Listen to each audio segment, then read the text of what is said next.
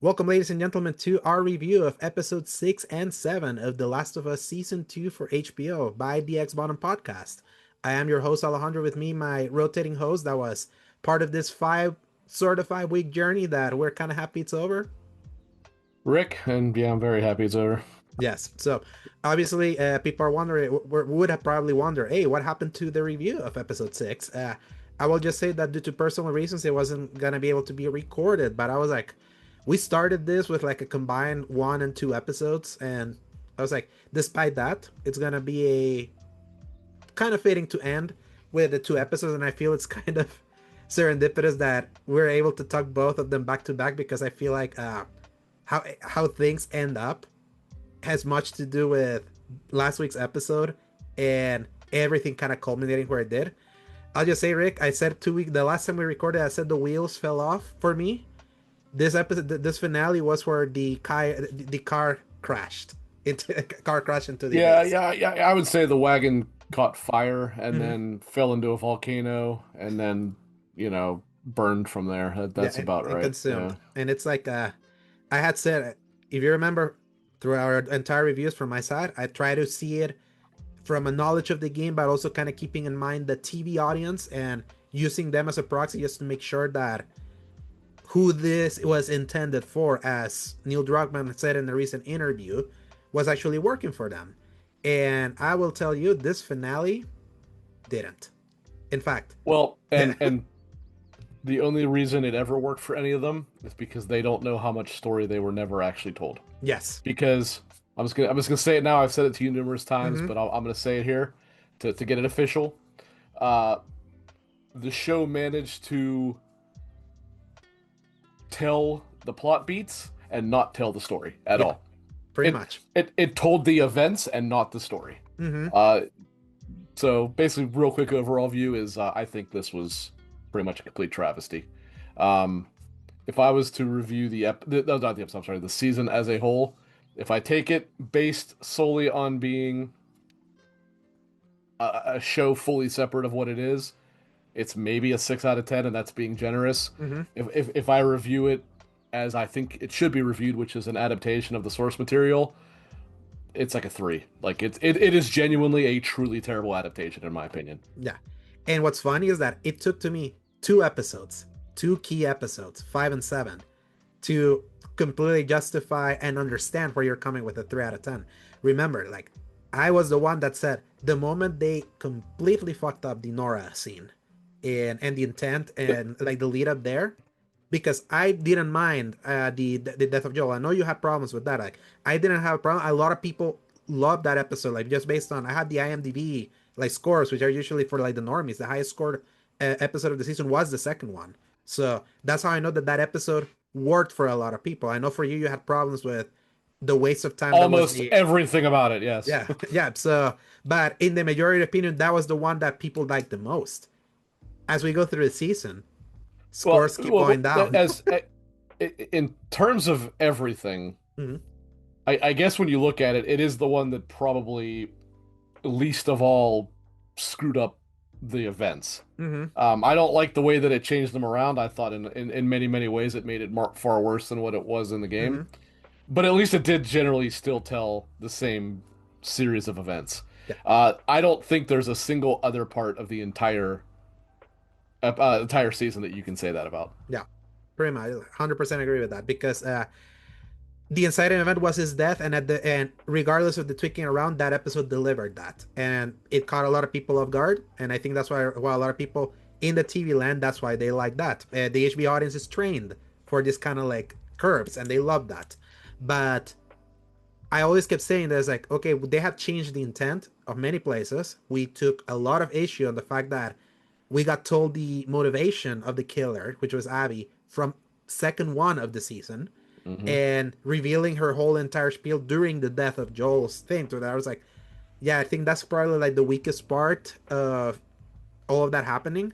Hmm. But then we're like, okay, if you're revealing all of this now, we want to see like how this ripples like throughout the like throughout the rest of the season. And based on like where the finale ends, I'm like, I don't know if you saw the thing that I posted you from a thread from a a YouTuber called Subtext that gave his like honest thoughts on the second season. He posted a reaction from like TV normies that were reacting to this, how they were saying, well, maybe season three is where the action kicks in, the revenge story is gonna fully kick in, and I'm like, oof, Yeah, no, no, the no, the yeah, revenge story technically will get its climax yeah, in the next season, but hmm I mean theoretically there should be as much. Well, to be honest, I can have just as much action walking out to get the newspaper uh, at my mailbox, but there could be just as much action in the hmm next season as there was in this one. But the reality was, yeah, the revenge blood specifically, like what people don't realize is like for those who play the game, like the revenge blood, it's not a revenge story, yes, but but the show it turned it into a revenge story. yeah, That's right. but not only that, it's like the violence that of Ellie taking revenge in this group from stupid Scar kid that I always forget his name, and Nora, and even towards Mel and Owen happened already. This was like the crux of all the violence that was happening and her like exacting her revenge. And it was until she completely messed up with Mel in the game, not realizing she was pregnant, that she killed her like so violently. That's when it was Yeah, like and everything kind of. That's when Ellie put the stop, and then she had to kind of reap the consequence when Abby showed to the theater. The revenge, like the what, like the quote unquote revenge of the revenge plot happened already here, and the TV show already covered that, and it bungled it so spectacularly. well, like I cannot stress enough that I assume Craig Mazin was the lead writer here. hmm And look, I know he is a talented showrunner. He has made some hmm extremely quality shows, which is why they picked him. Yeah. He clearly was not the right man for this job hmm because he very clearly. I mean, I'm assuming he probably has not played the game. He probably He had. has. That's the Oh, he problem. He has. has. Yes. Okay, then he probably needs to go back and replay it because he clearly doesn't understand it. hmm Um, because the story that he told is not the story. hmm The revenge plot is not a plot, it's a setting. hmm It is a It's a series conceit. of events to lead to the actual story. The actual story is nowhere to be seen in this entire season. hmm Nowhere. And Yeah. it's not a, well, you'll get it in the next one. No. Like, because you get part of the story of Ellie, and then you get part of the story as Abby, which who knows? Maybe the next season will be amazing. I don't hmm know. I truly doubt that at this point, but who knows? But Ellie's story, you didn't get Ellie's story in one bit whatsoever because of just truly horrendous writing. That hmm in no way, shape, or form was Ellie. Yeah. That was not Ellie. That was not even close to that character. Like, to be honest with you, when all was said and done, none of the characters were anything like they were in the game. hmm Um, Dina was for a long while until suddenly Dina became the you should press Do on and this. kill everybody, which is insane because that's not what Dina was. Until then, she's like, we better go back now. She served both. Yeah. She Yeah. was. I guess Jesse would kind of be the closest, although he still was a bit different. And even Tommy, who actually I thought, even though he looks nothing like Tommy in the game, Mhm. like I liked him a lot in the first season. He He was did barely not in this one. he did not even act like Tommy whatsoever. Well, I should say the writing I'm referring to here. Mhm. Um, like Tommy was perhaps the most vindictive of all of them in the game, and he just decides, oh no, we got to stay back and rebuild Jackson. Which, I mean, oh And that's kind of god, like, and here's kind of like the problem of all of this, kind of like what you were mentioning, and this came to true in the fifth episode. Is like you were making all these changes. Tommy mm-hmm, didn't immediately storm off when his brother got killed, mm-hmm, like in the game. So it's like, mm-hmm. okay, this plot beat only works for me if he doesn't come to Seattle then at all. Yes, But exactly. he went to Seattle anyway. So it's like you change things around for no reason, only to end up in the exact Bingo. same spot Bingo. with That's just everything. it. If you decide to take a different route to get to the same general endpoint, it is what it is. You took a different route to get to the same midpoint to then get to the same endpoint. So you should have just followed what you told in the damn first place. Yeah, Like, like in this case, it's obvious that they had Tommy sniping, and he probably killed Manny. Spoiler alert, like he did in the. But I'm like, sure. you don't even know who that is unless like you just suddenly see WLF and you just decided to go trigger happy for no reason to do a scene that didn't make sense at all, like how it was Well, set up in the game, but I, you're I, still redoing it. I So mean, they do say it was pretty clearly him, but the big difference is in the game, you are literally following his trail for a while. hmm Here, he comes in halfway through and then it just once again it goes back to the just total nonsensicalness of the storytelling in this Mm-hmm. season. Is like, yeah, the idea was in the game, he sneaks out, which Mm-hmm. then Maria gives Ellie and Dina the okay to follow him Mm-hmm. because she knows she's not going to stop them anyway, Yeah. right? And she says, if you're going to do this, at least bring him back. Mm-hmm. Right, and then Jesse later follows suit to try to get to try to get. It's never really confirmed if he was approved to go or not, but it seems as though he snuck out as well. Mm-hmm. In the show, they obviously do not approve them going, which Mm-hmm. so they sneak out. Then, despite them all voting not to do this, they send Joel and or not Joel, Jesse and Tommy to go get them back. Mm-hmm. What? Yeah. It makes no logical sense whatsoever what they wrote. It's None. just clunk of having introduced like a different path that would have, in my opinion, had they stayed in the different path, it wouldn't have put us in this constant Sure. for us. That because we always have to kind of keep prefacing this, since we know the game is superior, and even more so now after this season has gone. There's literally only one area where I can say I think the show maybe did a little bit better. Only one, and it's a minor thing, and that is that although it is weird we saw it when we did, but seeing a little bit of Isaac's backstory is literally the only area where I don't think that the show was in every imaginable way a step backwards in every single way. And in that one, it was because it was new content, and it was Yes, kind of like right. fulfilling where the part for season one that worked the best, which was filling up the blanks that we didn't see, and that's usually the best where these adaptations of source material tend to be stronger when they can take an opportunity to like increase. But even then, now that I'm really thinking about it, is like I feel it was a mistake to even show anything about Isaac at all now. I totally agree. It should have been in the second season or the third season. Third season, yeah. Yeah. I agree with that. I'm simply saying I did like what they showed with him. Like, Oh yes. if you take the season as a whole, I genuinely thought that basically every scene that Isaac was in was well done. Jeffrey Wright certainly gets a lot of credit for that. He portends great things for the WLF now that they were going to become like the focus in season 3. So, but it really does emphasize too how bad everything else was around it. Like the fact that you had these little, his longest scene was 3 or 4 minutes long, right? When he was torturing the Scar. Yeah. Episode 4. Well, I'm saying length in terms of length of the scene. Like, so you had maybe a combined total of 15 minutes of Isaac through this, and it surpassed literally every other scene in the entire season. Which it's like, and I mean they were good. I'm not, they were definitely good scenes, but I cannot wrap my head around what they were thinking when they were writing this. Yeah. I just do not understand it. And I also think about this, like the scene when Ellie is like going on her boat towards like towards the I think a child with crayons could have drawn a more believable looking image than that. Yes. Is that what you're getting at, like the CG of it? No, not only the CG, like so she's going on the boat straight to like the aquarium, and there's that big tsunami that topples her, Right. Basically it kind of like puts her all the way in Seraphied Island, which makes no sense. And yeah, so I'm sorry, go ahead. I'm sorry. They said in the behind the scenes, kind of like the thing that happens post show when they like explain their things and all that, the writer from one of the co-writers of the game, Hallie Gross, who co-wrote last week's episode and this one with Neil and Craig, were saying that scene was cut from the game. In the game that was supposed to happen, that there's a reason it was cut. It served no friggin' purpose at all. There was a reason why it was in the cutting room floor. Why do you want to do it? Because here's my other thing is like, I would have understand you wanting to do this finale scene like with the with like that ritual. Had we not seen it already in episode 5 when Ellie, Dina, and Jesse sees that ritual? And beyond that, we're going to see it again next season. Like I don't see how you can possibly introduce Yara and Lev. I guess slight spoiler alert without Abby. And like, you know what? We definitely are going to, because when you see Abby, she has the rope burn on her neck. We are definitely going to see this.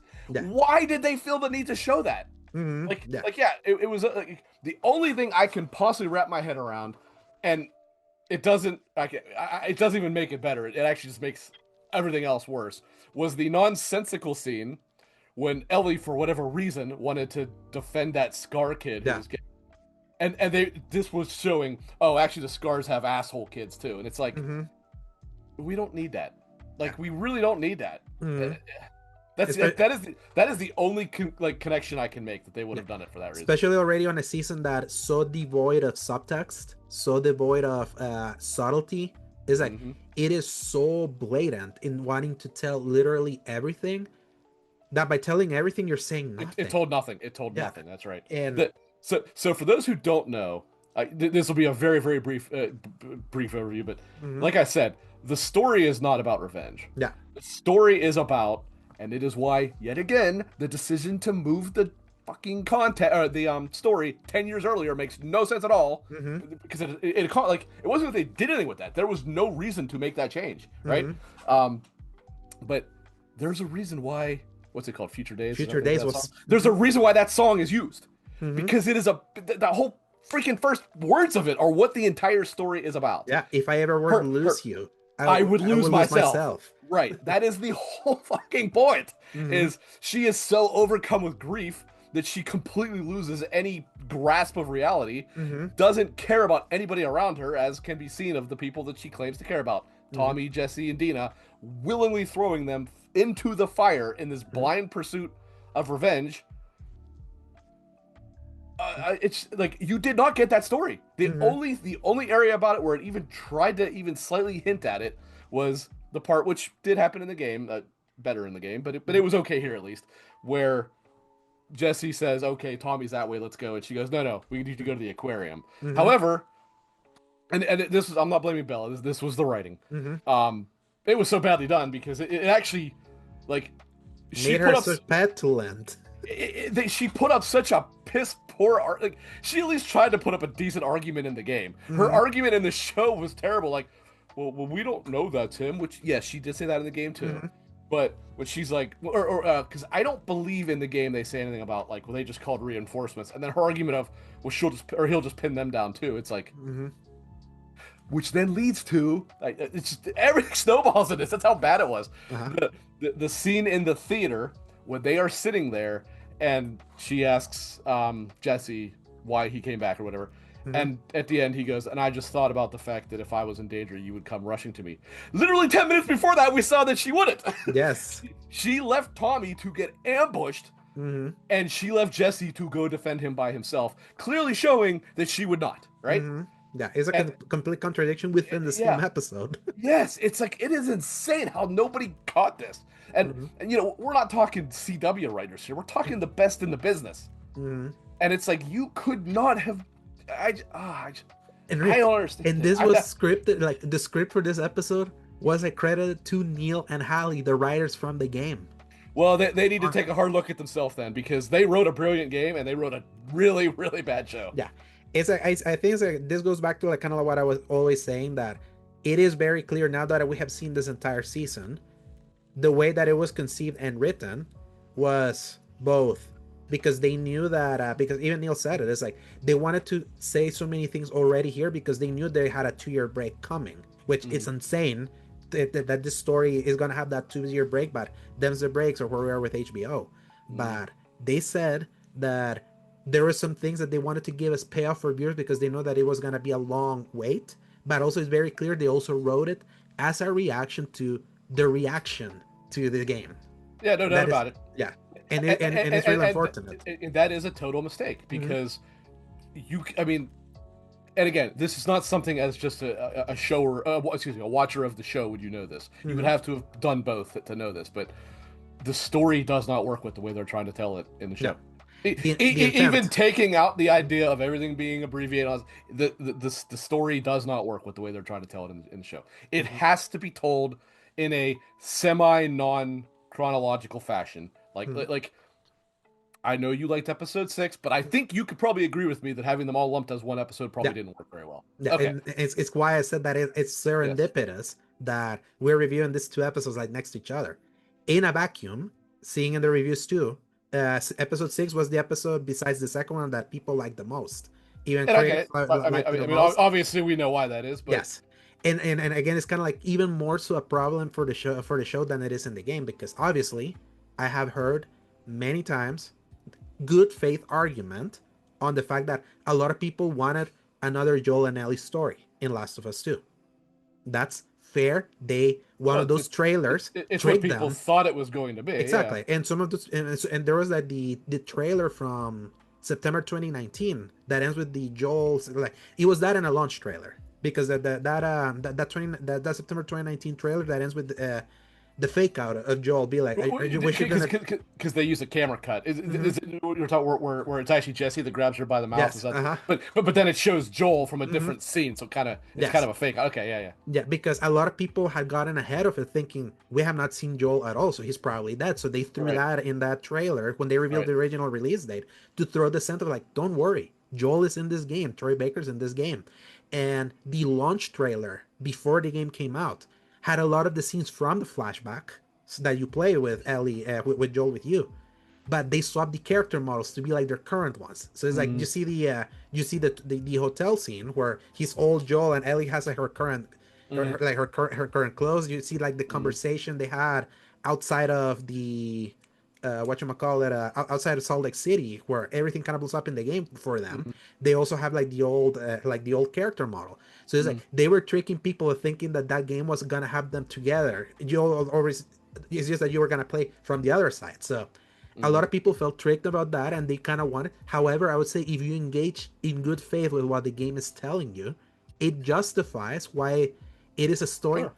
about Joel and Ellie. It is about grief and Mm-hmm. PTSD, Mm-hmm. and then Abby's side is about something totally different. Mm-hmm. I don't know if I should say Yeah. necessarily, but I at this point I don't have confidence that they're going to tell that right. I Mm-hmm. really don't. Yeah. That said, especially since we know somehow they're going to not manage to have the farm and epilogue Mm-hmm. and you know and all that stuff in it. Yeah. Somehow I think they did already confirm that they plan on having. They said that they want to tell a fourth season with. Well, I know that. I know that. But what I'm saying is, I think they have confirmed that they plan to have more episodes for next season. They didn't give a number, Mm-hmm. Yeah. but um, so in reality, they could space this out and tell things more because even if they do, let's say 8 episodes, they only add one more, right? Mm-hmm. You don't have to waste, and by waste, I mean waste 3 episodes in Jackson like you did here. Yeah.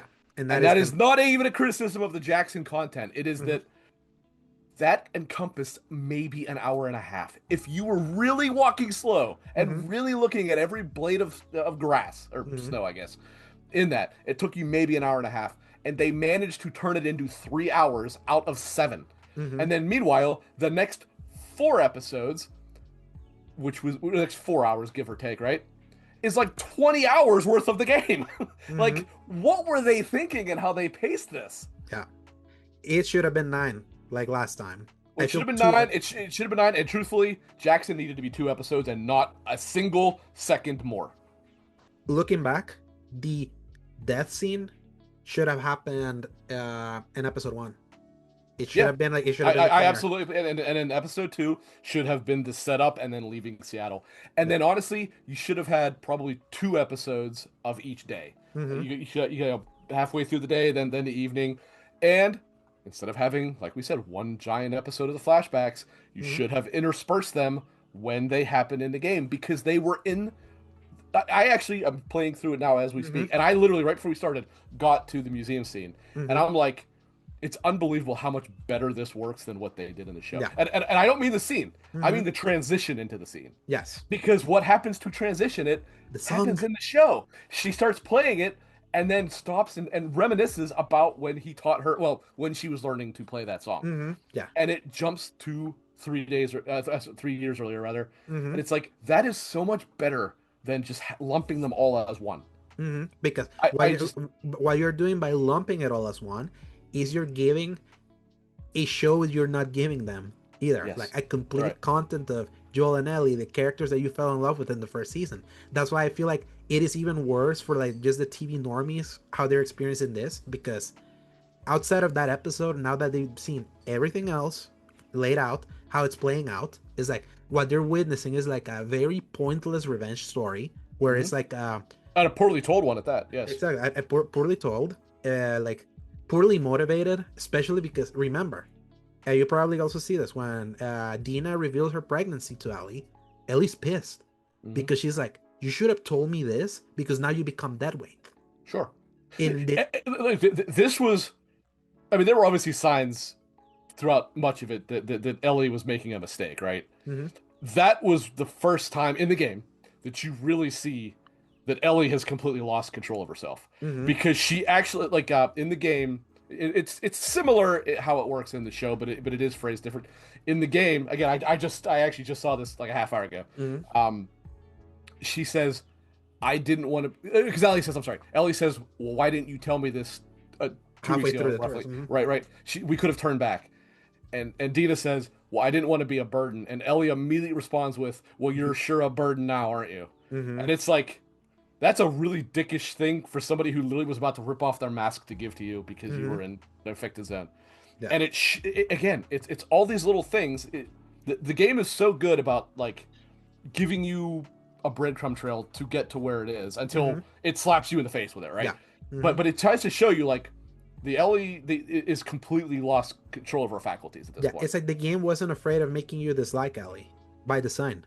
Ellie is basically the villain of the game. Mm-hmm. That's the thing to remember. Like, obviously you don't quite realize that for some time, Mm-hmm. but Abby is not the villain. Ellie is the villain. Mm-hmm. Antagonist is probably a better way to Yes. put it. She's not really a villain, but Mm-hmm. and it's not to say that Abby is necessarily the good guy by any means, but Abby really is more of the protagonist than Ellie, whereas Mm-hmm. Ellie like, but it's told in such a way that it gets you to like kind of understand both sides, but the more you go, the less you kind of understand Ellie's side because it's like it's not a I need to do this to regain honor or whatever. It's because she's just completely lost control of herself, Mm-hmm. And that's kind and of like the and beauty of that it. is completely absent in the show. Yeah, Completely and absent. that was kind of like the beauty of the game because like without you, the void of context is like you're being righteous and like in trying to like get revenge over Joel because that character that you as a player loved. So you were like in line with Ellie's like moment at the time. It's like this is such an insane way that he went out, like in such a Mhm. like disgusting way. It's like this It's guy's brutal. It's brutal. yeah, this guy's better pay. Hmm. And you get kind of like that catharsis with the first kill you get, and then by the time where you get to Nora, where you start getting threat comes like when you start seeing who they are, it's putting that and then seeing that Ellie's gonna become even more and more violent. That's kind of like where it starts putting you into kind of like that uncomfortably like this is going too far. Are we losing ourselves to the kind of like this violence? And then the reveal of why Abby did that when they reveal who they are immediately shifts the story to Hmm. be like it's not just about how grief can make you lose yourself. This is about seeing like the circle, the cycle of violence Hmm. that begets cycle after cycle after cycle. It's like And one keeps it going while one is trying to essentially stop it. mm-hmm, They're both paying the consequences for it. And mm-hmm, that said, and we've certainly talked amongst ourselves many mm-hmm, times about what a truly mistake it is that there's been so little like killing in this. It mm-hmm, sounds insane, but the reality is the story is about or not story. The events are about Ellie's utter rampage through Seattle. mm-hmm. She has killed 4 people. Three and a half. And no, not even that many. Okay. Because one she doesn't finish off, so that Yeah. doesn't even count, right? Mm-hmm, I mean, Nora dies because of her, but she doesn't actually kill her. mm-hmm, Mel was an accident, which that was a mind-numbingly stupid decision. I, mm-hmm. I I cannot even stress enough how stupid a Yeah, decision and they that was. try to justify it by saying that that was gonna be the most horrible thing by having Mel ask Ellie to do the C-sec for her Which baby. just made no sense. Mm-hmm, She's not a doctor. How would she give a C-section? mm-hmm, Like, I mean, I get it. Mel's supposed to be a little bit out of her mind at that point, mm-hmm, but it's just like that didn't make any. It actually, honestly, just made the scene kind of weird, to be mm-hmm. honest with you. Yeah. But something else I was going to say, there is a reason why they ramped up the violence in the game and Mm-hmm, made it so gory, which they then translated backwards to part one, right? mm-hmm. But initially, like when Last of Us 2 came out, it was like, my One of the God, goriest this is games. unbelievably violent.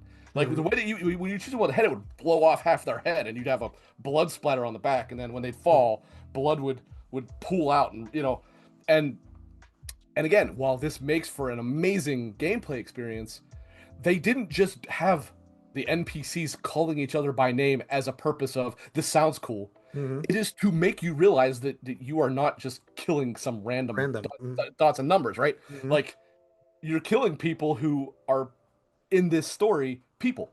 They're not just random enemy with a gun number two. You mm-hmm, killed Bill, and mm-hmm. so Gina's looking for Bill, right? We Like killed and it's like Joe. Right, and it's like that was honestly, I mean, that had to be very, very difficult to program. Not just that, but the way that they talked to each other, like that had to be extraordinarily I'll difficult. never forget the It's the first best time. AI I've ever seen. Yeah, It's the best AI I've ever seen. but I will never forget this when I played the game for the first time in 2020 when we were going through the overgrown like houses and all that in like in the beginning of day two when the dogs are Oh, in introduced in Hillcrest, yeah, yeah. Hillcrest. When you kill one next to a dog, the And the dog dog, literally yeah, lays next to him and starts yeah, crying. I was like, and it whimpers, oh, yeah. It's yeah, like, yeah. And I remember I was like, I'm not gonna kill that dog. I'm just gonna move away. yeah, Like they made me yeah, feel because like just thinking that they were able to program that is like it has weight. All of that yeah. has weight.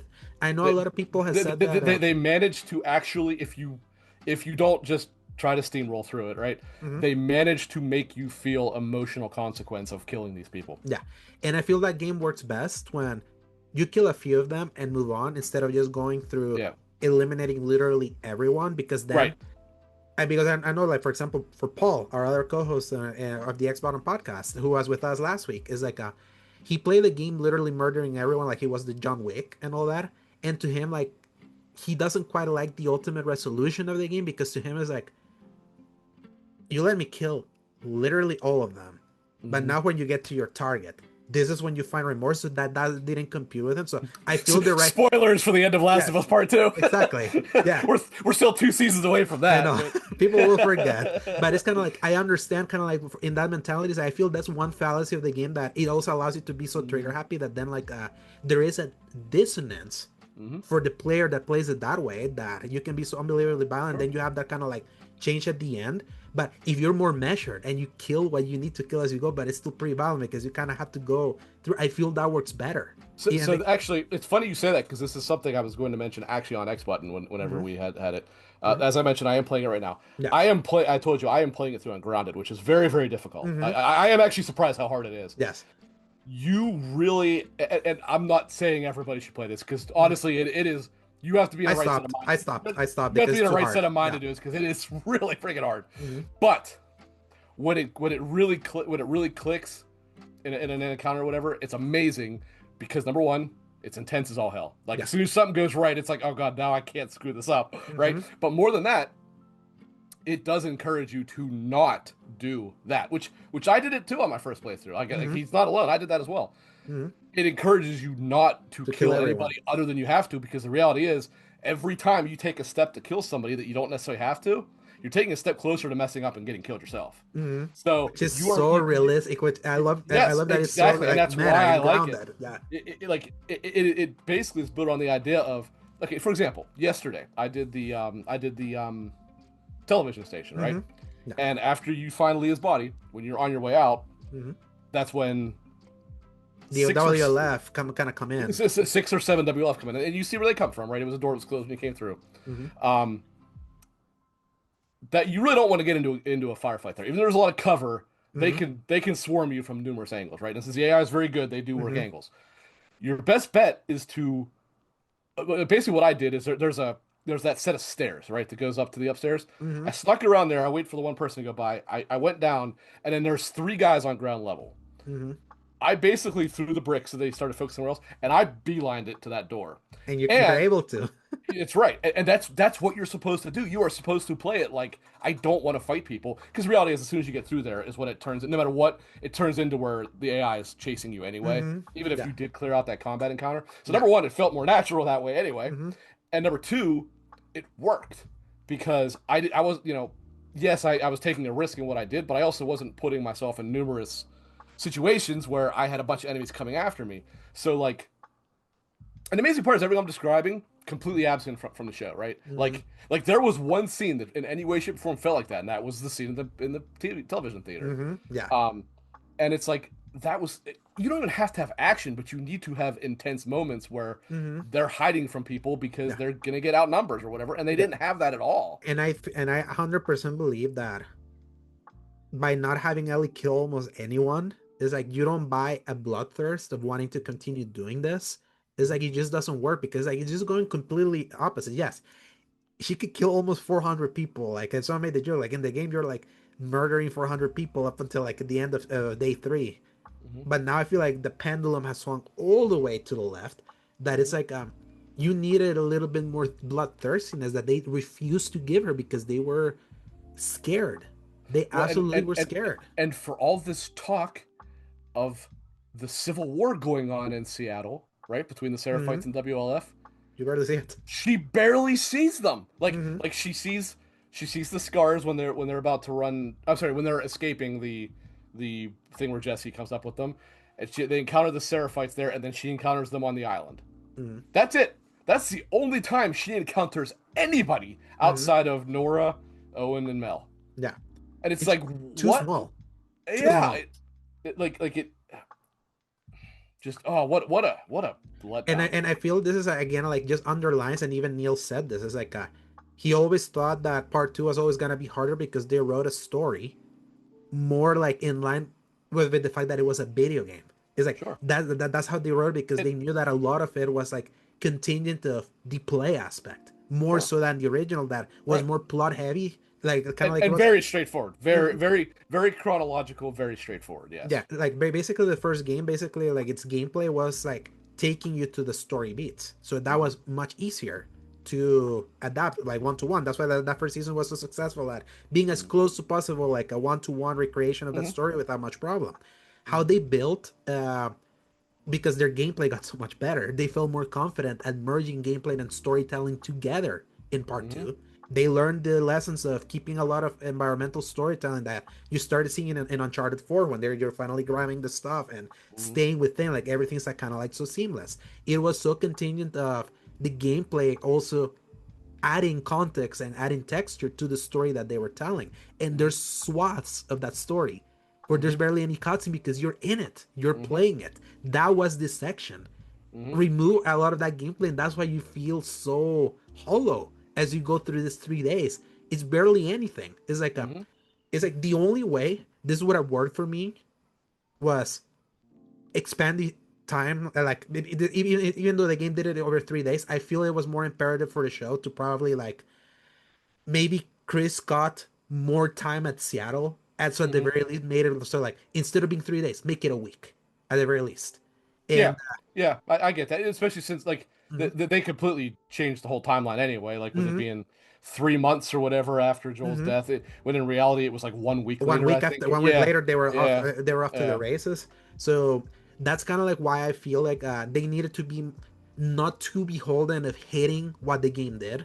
They needed Hmm. to use it more as just inspiration, but do it your own way so that it actually worked here. Because But you still had to tell the same mhm, story, which they yes, didn't tell, and that's the problem. Yeah. yeah, and it cannot be told when like the timeline is so compressed. They needed to Hmm. kind of like expand the timeline. Like I feel you could have made it like 3 ways, like do it 3 days later. Ellie's completely blood soaking. You see, like maybe Hmm. you don't want to film her us committing the act, but we get her like in the storytelling, like as in the media wrestler, like we're catching up to her like later on, and at Hmm. least just by you writing those moments, you can kind of infer the bounds because we don't infer anything. We know we have followed every single minute that they've gone here. Nothing has really happened for them to like Hmm. really build like that sense of tension and build a sense of kind of like a sense of progression. It just feels like they're just going through hitting the plot beats, kind of like we were saying, Hmm. and I agree how I say it, and not even telling that story, which is Hmm. why I don't understand why episode 6 is so beloved by the normies because It almost does tell a self-contained story exactly. in a certain way. Yeah, Yeah. it is a self-contained story. I still like stand like that was my favorite episode, like because I found it very personally affecting, because it's like they just handle well the generational trauma, like trying to do better for your kid and all that, and making it very blatant. I feel they nailed it that way. The problem is because you packed so much Pedro Pascal in that episode and packed all those flashbacks. It's like because everything around that episode has not been up to snuff. Hmm. It more underlines. It's like Yeah. it more underlines it for a TV normie. Like I don't blame them to be like I would have rather have more Joel and Ellie than whatever the frick we're having right now because Hmm. this other thing is not working. Is why I love what TV creator from Rolling Stone Alan Sepinwall said is like it is simultaneously the best episode of the season and a repudiation of the rest. And I'm like, Hmm. I don't, I 100% believe it. Even more so after watching the finale because when you have to go back, it's like the steep downturn that you feel like because like yeah, Hmm. it's like unfortunately for the TV version is like they made too good a job to engender these people to this job. Obviously for us, our Joel and Ellie will always be Troy Baker and Ashley Johnson. That's always going to be better for us. But a lot of people did buy Pedro Pascal and Bella Ramsey, and they even said it that even or more underline it for me that Bella works as Ellie when she's next to Pedro. Like I feel like in that more younger self that's kind of like elevated by like someone that's more seasoned worked better than what she's doing now. That she's not selling us on being grit stricken. She's not selling us on like the violence. Also,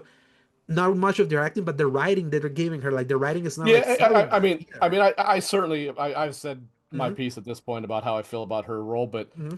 I, I feel the writing failed her even more so. if we say 100% of the issues I have with Ellie in this show, Mm-hmm. honestly, I can't even give Bella more than maybe 10% of that. Not 90% of it truly is the writing, Yeah. more than anything. And actually, when we were talking here, I was thinking, anybody who doesn't play the games or whatever, but does Mm-hmm. watch the show and wants to really see a perfect example of what we're talking about as to how just because of poor writing, how different the story is from the game to the show.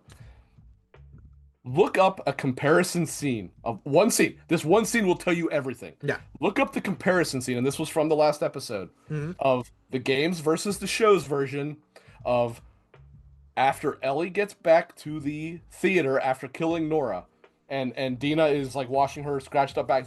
Compare those scenes.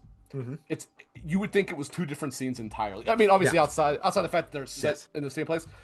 In the show, Ellie is bothered by what she did. Mm-hmm. She knows she went too far, and Yeah. she's in her mind. Like obviously, it's not said; it's all pretty well inferred. But like you can see in her face that she actually feels pretty terrible about what she did. Right? Mm-hmm. She is conflicted about it, but she still is resolved to press on with this stupid ass mission for revenge. Mm-hmm. In the show, and this was the writing. This was not Bella Ramsey. This was Mm-hmm. the writing. She gleefully says, it was easy. I could have done more. I could do this again if I have to, or something to that effect. I can't remember the exact words, Mm-hmm. but Yeah. she says something like it was easy to get her to say what I want, like bubbly, like bouncy about it, and it's like Mm-hmm.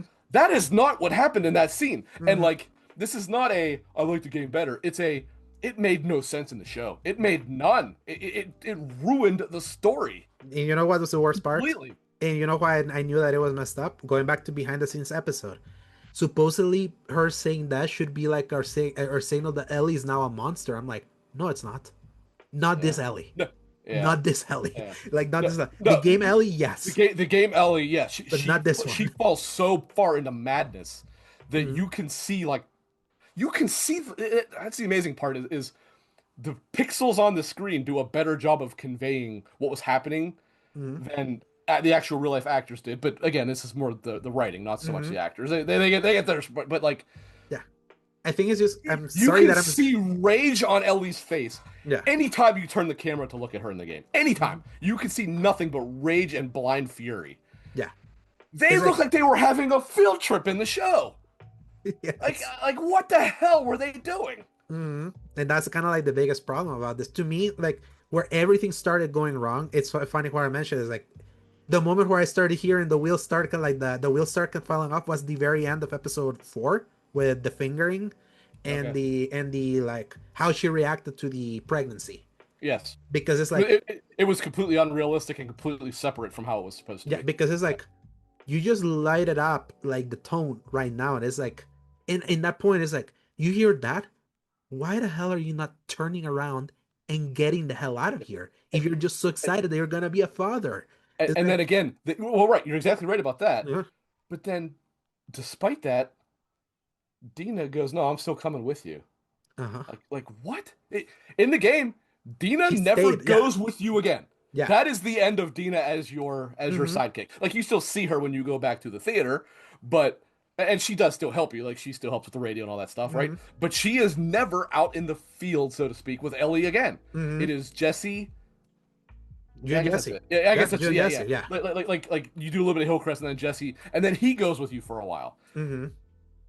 But then here's the weird part: is they still got to the point where they did that anyway. Mm-hmm. Because then Dina takes the arrow to the knee, or Mm-hmm. the leg rather, and says that's like actually all they did there was show truly how inconsiderate to everybody they all are at that Yes. point. Mm-hmm. Like because no matter what, at that point Dina needed to say, "I Yeah. can't go with you now that I know this for sure." Yeah, and I feel like this again, like in that Dina scene in episode 5, 100% can underline why they realize that they are not properly conveying the why Ellie's continually Mhm. doing this. She constantly keeps being told that she has to do this or not, is like the thing that in her own grief should already be a given. This is why she's doing it. And it almost feels like she constantly has to be reminded of why they're there. And Mhm. when you're constantly reminding someone why they're there, as a viewer, you're already thinking about how pointless this is. If you're not even really in it, if you constantly have to be like reminded on all of that, and I feel that just fail, and that to me is just a failure because it's like it finally underlines that it's like if you're then you have your normie being like, then what is the point of all this? But from that angle is like that's when you know you've lost them because it's like Mhm. and it is what I keep saying is like especially seeing how the finale went, like no one is gonna convince me otherwise that you couldn't have revealed who Abby was at the end of this episode. Sure. Yeah, no I one agree would. with you. I Yeah, agree with you. If you wanted to show it this season, that's where you show it. yeah, Because then you don't. Because first of all, it was in the same point when you basically learned it anyway. uh huh. But yeah, instead of showing Seattle day one, which you could have had as a surprise, Mm-hmm. that's when you show it and you go, oh, there was a little bit more to this. And also, you don't have Nora say it, Yeah. which obviously would have said it earlier. Mm-hmm. But like, yeah, I agree with you 100%. Yeah. If you want to show it this season, that's where you show it right there. Yeah. Because then you leave people going, there's a little bit more to this. Now I am interested in the next season because I'm interested in seeing Yeah. why, or not so much why. I'm interested in seeing the whole perspective of Abby, which I guess you would still show the beginning of Seattle day one. That way you're showing Yeah, but I feel it just kind of feels how much. it's doing Yeah, it. I think it's But much better. I feel like it would have been so much better. Yeah, you still ended with her. Like, even though I would say terrible decision to cut to black when they did, because someone just made the joke that it sounds almost like you failing a quick time event that cuts yeah, to black, and yeah. I cannot unsee it. But before you failed comes up on the Yeah, screen. Yeah. I feel it was edited badly. Where like, it could have been like or just you wasted it, cut to black, and hear the bullet instead of no no no. Yeah. Like seriously, it's like no, it's like I feel they did. I would say they did Ellie like bad with that, like how that happened. Well, they did Ellie dirty with this entire season. I Exactly, mean, but that one was kind of like the cherry on top of having it that yeah, way. I will still say Kaylin Deaver sounds so similar to the original one. It's kind she of insane. does. She Yeah, does. it's kind of Yeah. insane that she's there, and I know what her voice is like. She's able, like, she recently did a like. She's really good at Well, modifying her own voice. she's English, isn't she? No, she's American. Oh, she's American. Okay. That's the thing.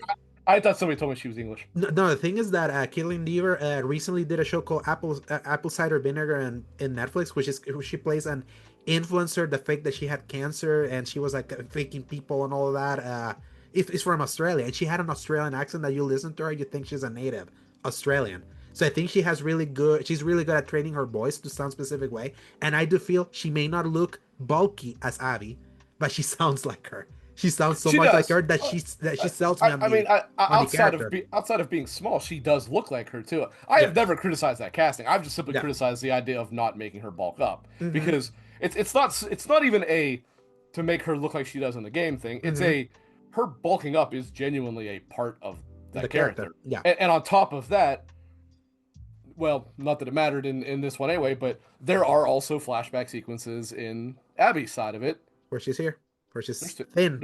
You see her oh thin. yeah, I thought you were saying one. I'm like, no, there's like Yeah. three or four. Yeah, it's like Yeah, but yeah, she's this exactly. thin. And that is specifically the easiest way to differentiate your timetable there to know when she's skinny and she's going to all the things versus when she's bulked And up. it's Is kind the of current funny story. when you really think about her. Like when you think of the scenes when you see Abby like skinny, they're almost dead ringers. Like, Oh yeah, yeah, yeah. they're almost that's like a more insane casting choice that's actually more like direct than I was expecting. Like even like despite the size difference and not being bulked up, I'm like I believe like if there's anything that's gonna make season 3 work, is I think she'll be able to carry it like more as an Maybe. actress. Yeah, but again, it also will she be able to like withstand poor writing? Maybe, who knows? But at least I believe she has more gravitas than Bella Ramsey was able to do with like the poor writing that Yeah. she was given. But I I just 100% I just cannot understand why they insisted on making Ellie so dumb. yeah, no, she Like that is not everything smart about Dina in this show was What's the actually Ellie. That was yeah. actually Ellie. Dina was actually the goofy one. Like she wasn't stupid, Uh-huh. but she was the goofy tag along, just trying to keep things light. Mm-hmm. Ellie was the cold, calculated, planned out one. Like Yeah. I do not know why they changed that like they did. Mm-hmm. Just Yeah, made like Ellie stupid. especially because they underlined it in the game around that point that Joel taught her stuff. Like Yes, he knew the torture they used to do like that. yes, He even like she even they even reference it here when she's trying to do that with Mel and Owen, and I'm like, yeah. you really are gonna do this But she did now? do that. She did do that in the game too. Don't forget. I know, yeah, she did it now, but it's like you have not like even told us that she knows Oh that. yeah, right, right. I thought So, you were saying. Yeah, yeah, I so got that's you. why I was like, I feel like I know it was part of the game Yeah, that it's again hitting on trying to hit in the the, bits without earning that. the game tells you when you find Nick, one Mm-hmm. of the guys who's not even in this, right? Well, one of the Mm-hmm. members of the what do they call them, the Salt Lake Seven or whatever. Uh-huh. Um, you find Nick's dead body in the Saravina early in the game. Yeah. That is when she explains to So, yeah. Dina, Yeah. "I've seen this before. This is what Joel and Tommy used to do." Blah blah blah blah blah. So Mm-hmm. that's how you know in the game that she knows what this means. But you're right. She just randomly pulls this out and says to do this, and it's like, Mm-hmm. well, where did that come from? Yeah. And you will only notice it if you remember the penultimate episode of season one that Joel did this exact same thing with the Mm. torture. But it's like, I was trying to remember. Did he actually do it in the show? yeah, he did it. Okay, He did it the okay, exact same way. The scene was shot differently. I much prefer how dark and dreary it was shot in the game. Where it was like in this okay. darkened area, and the show was like in a It was very bright area. it was in an empty house in the Yeah. show. Yes, and a very bright empty house. Whereas in the game it was like in a dark kind of like in a dark cold like garage where he No, does no, that to no, no, no. It was in a house. It was in a house in the game. no, yeah, but it was kind of like in a very dark, empty side. But it was kind of like shot Yeah, much better because it was darker and yeah, it right, felt dirtier. And in the show right, it didn't, but it right, was, but the scene was still kind of like okay, it's still the scene. I just much prefer it in the game. right. But it's again like why you missed having changed Tommy's motivation, having Mm-hmm. done this. Like you missed on a really It, great scene that was it, world building and make it made well, you miss Joel or kind of like understand Joel that he was sure. able to teach that to Ellie. She was able to kind of catch that. You didn't show Well, that, so it was like, and that was another thing that, as you mentioned, the show really missed its mark. But mhm, that the game does is it's like, okay, obviously you're with Ellie through the duration of this, so you see her grief and all that stuff. The game kind of reminds you, don't forget that Joel and Tommy were quite estranged for quite some time, and they were really beginning to get close again. mm-hmm, And Tommy also had that ripped away from him. yeah, So while you don't see his revenge plot firsthand, mm-hmm, you also understand what's happening, right? And the show changed it so much that it's like he just went to look for Ellie. That's all. The only reason yeah. he went to Seattle. And then he decided to play Trigger happy with a couple WLFs, Right. Right. like because at the very least in the game you knew that he knew who they were. He could Sure. see who they like. He He remembers was them. the one. He was the one who knew them. Right. Yes. So in this one is like I don't believe that unless he was walking around and then somebody shot and missed and he's like, oh, I'm gonna defend myself and start killing that. It's like that's the only way that scene works for me in the show because like you already missed the fact that he doesn't know these people because he wasn't there because it's Dina who was there, which I know that they put Dina here because they kind of wanted again kind of like we were talking about they wanted Dina to feel less like a tag along and someone with more of a reason to also make the Right. trick because she loved Joel that much. Right. Unfortunately, the changes made with how they revealed the pregnancy and how they handle that going forward still puts her in the same place, Mm-hmm. ironically. So it's like that's kind of like the problem, or like where we got here in the fifth episode is like you change all of this to end over here in the exact Mm-hmm. same spot. And now here's something totally different from the story. Mhm. But a complaint I have is this is gonna be a little bit vague, but did you notice something that is in the game? It is in an Ellie side and it is in Abby's side that has not been shown at all in this. I'm trying to remember. Think enemy. Ooh, the Shambler. the Shambler those that got Yes, I was like Ellie's game is where this Shambler is introduced because like it's the scene when they're running in the Mhm. In the subway. in the subway, right? The red flare Mhm. lit subway, right? And I was like, okay, clearly they're going to show the blank in Mhm. Abby's side because you have to. Mhm. If they don't, that immediately makes Abby's side an entire failure, right? Yeah. Because that is genuinely like almost the climax of Mhm. Abby's side. I'm not gonna say what it is because that is a big thing Yeah. that I don't want to spoil for anybody. They But better do the big thing you're that damn happened. right they better. You're Yes. damn right they better. Yeah. But that's why I was like, okay, they'll show that on her side and they'll show the Shambler on Ellie's side, and they didn't have it. Mhm. So for those who don't know, it's postulated via um, um, a note that you find. The Shambler is a rare subdivision Advanced infected. of a Mhm. bloater, but like basically, whoever it was that wrote this note, It's like a it was some pre-bloater. I think it's kind of like the pre-bloater. no, it's not. It basically after a clicker, it veers. It either goes it's probably specific to Seattle because of the salty air and all that from the ocean. So Mhm. maybe, I mean maybe you would get them in well you obviously get them in Santa Monica as well. So it's probably exclusive to the west coast of the United States. Mhm. But it deviates either to a bloater where it becomes basically a running tank, or the Shambler, which if you ever look close enough at a bloater, well, I don't know about it in the show, but in the game, it actually does have these like bulbous pustules around its waist or whatever. Mhm. And I don't think it did it in the show, but in the game, it'll pull them off and throw it at you. I don't think it did that in the show, did it? I don't remember. I don't Yeah. remember it throwing them. And it'll basically create like acidic gas or whatever, right? Yeah. But the thing is that a bloater is very, very tough. Mhm. And you do see that obviously when Tommy's fighting it, is it takes a lot to take it down. Mhm.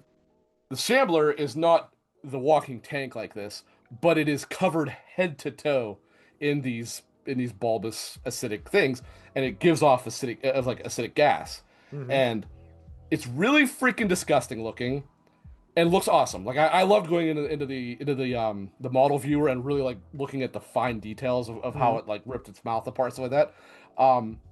But again, it is something that this person who wrote this note believes is probably specific to the Mhm. general area because of the way that the air is from being an ocean thing, Yeah. and probably does not happen elsewhere in the country. So the fact is, I mean, they're gonna have to show it at some point. Abby Obviously, fights them Abby's. in the hotel. Like. They both fight a fair number of them, Yeah. but it seemed pretty clear that if you were gonna have the blank, you have the Shambler in Ellie's side. Even if you do have them on Abby's side, you should have Yeah. introduced them on Ellie's. To give props to the season is like when they said that they were gonna do more infected. Technically, they did fulfill their more infected, almost too much of fulfillment. Like, Yeah, they use them in too few of scenes. uh, They use too many and too few of a scene. Instead mhm. of having more of them spread out and have them encounter them often. So they Mhm. still didn't really do what they should have done either, I would Mhm. argue. Yeah. But Yeah. So it's like now that we know that there is no way that they're gonna have to do another big like invasion scene in the next scene where that includes infected, maybe that's kind of like where they introduce and have all of that happen.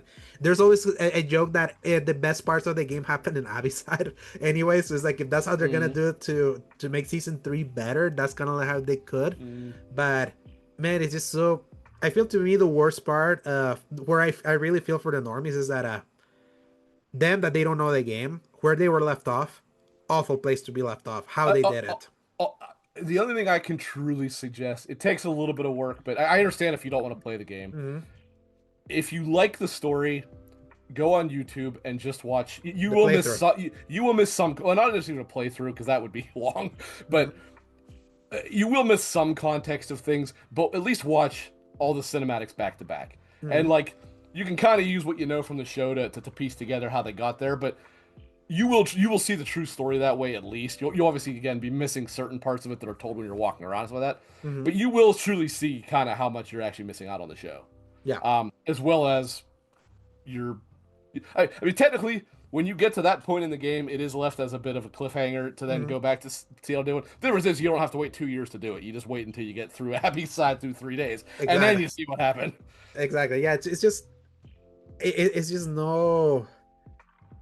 This TV shouldn't work this way. No, I feel no. it more than ever. Like I already had felt this with House of the Dragon last year. How it ended. It ended with the biggest case of blue balls. That is like they're teasing you on the start of the war, even though they had already kind of started the war in the first season.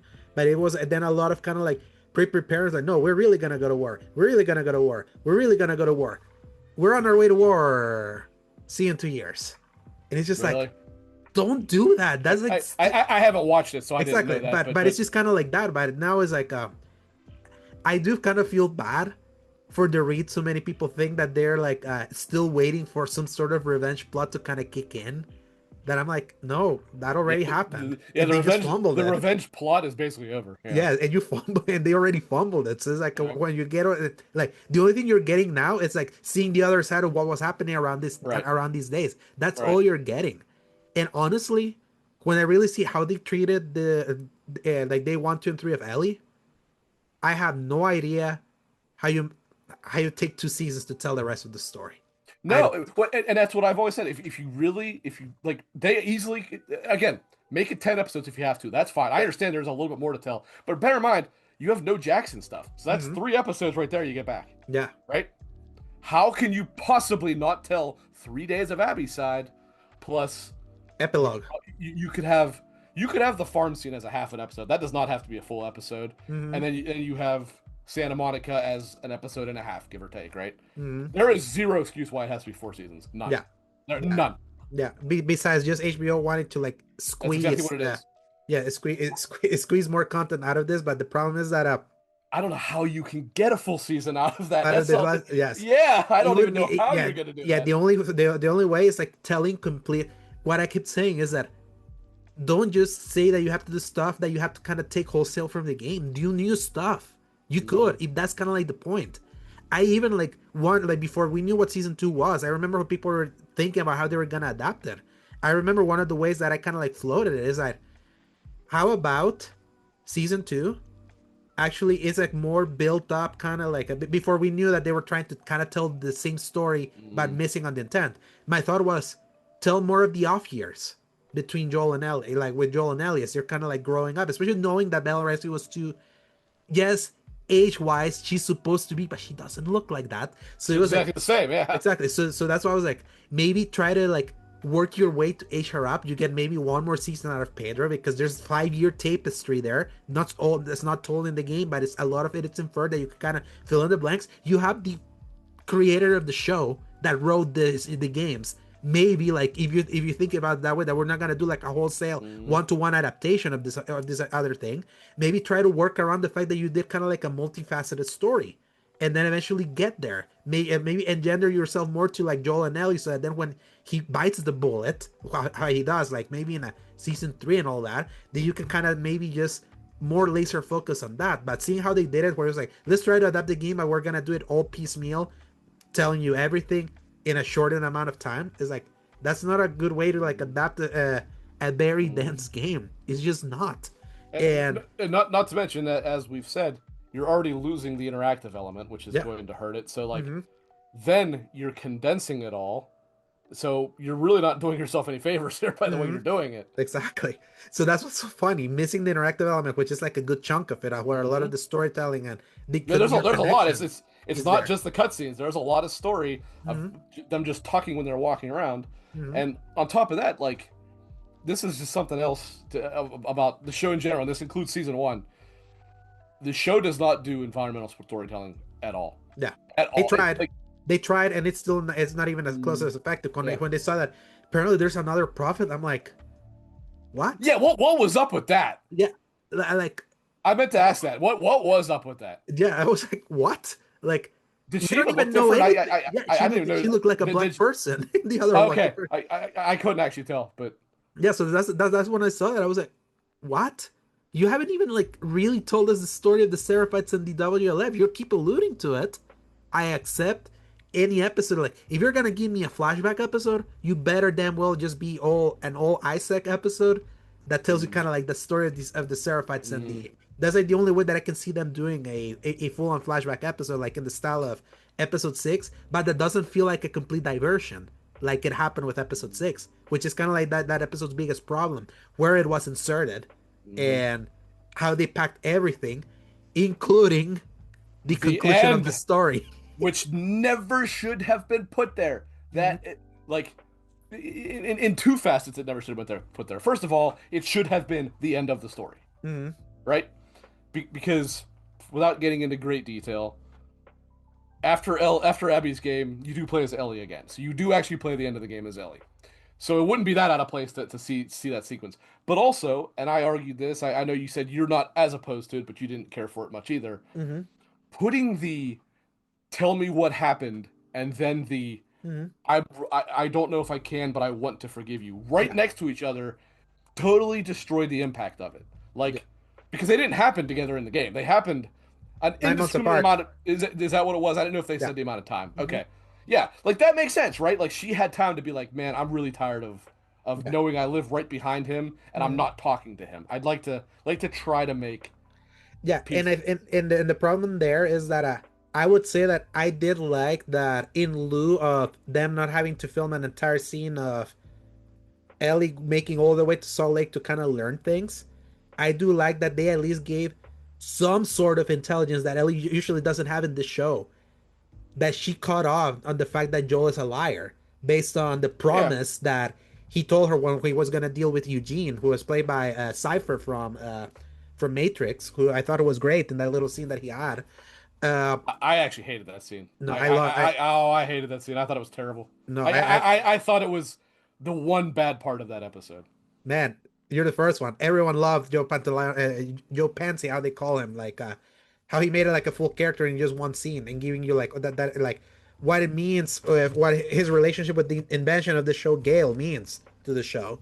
So, but Morbius is kind of like just underline how easy it is for Joel to lie. And Ellie finally catching on because that's the thing. Like she still answered the same three questions when she asked Joel to come clean to him like at the porch. Like when you know because those were the three that she asked about. Like were The there other. difference is she asks them all at one time as Mhm. opposed to over the course of Yeah, and in the years, I day, guess yeah, is and what it in the was. day that she caught the light, she even said when she's writing, I was like, I need to ask you this question: was I the only one where the Raiders there, like, what happened to Marlene and things like that? And then when she got the confirmation that Joel's a liar, that's where it's like those answers for me are no, fuck off. So it was like when she tells him you swore, it's like instead of saying you promise because he tells him I promise when he did the thing with Eugene. And in that scene, she said you swore, so it's a way of Right. saying it's like, yeah, go Oh, back to right. that. She was referring to that, not so Yeah, much. so that's what it was like. I saw it more as she basically already knew, and that was just her confirmation of something that she had already known all this time. Well, So she had, I get that, and I don't yeah, disagree with that. yeah. It's just But in a surface level, hearing it all at the same time definitely feels like, man, you're doing all of this, well, but like you're trying to, they would have been better doing like even if they want to do what you said. That's fine. I didn't have an issue with taking yeah, going to Salt Lake out of it. I didn't have an issue with that at all. mm-hmm, But they would have been better off making it two separate scenes, mm-hmm, having one scene of tell me blah blah blah blah blah, mm-hmm, and then when she says you're just a fucking asshole, storm her off or whatever, right? mm-hmm. And then maybe one more brief scene which should not have been shown then, but if you're going to show it then, where I mean, again, that's the whole fucking point of what happened at the dance, is that was where she gets pissed off, but she sees that he's really upset too, Yes, and like says, okay, it might be time to try to bury this, yeah.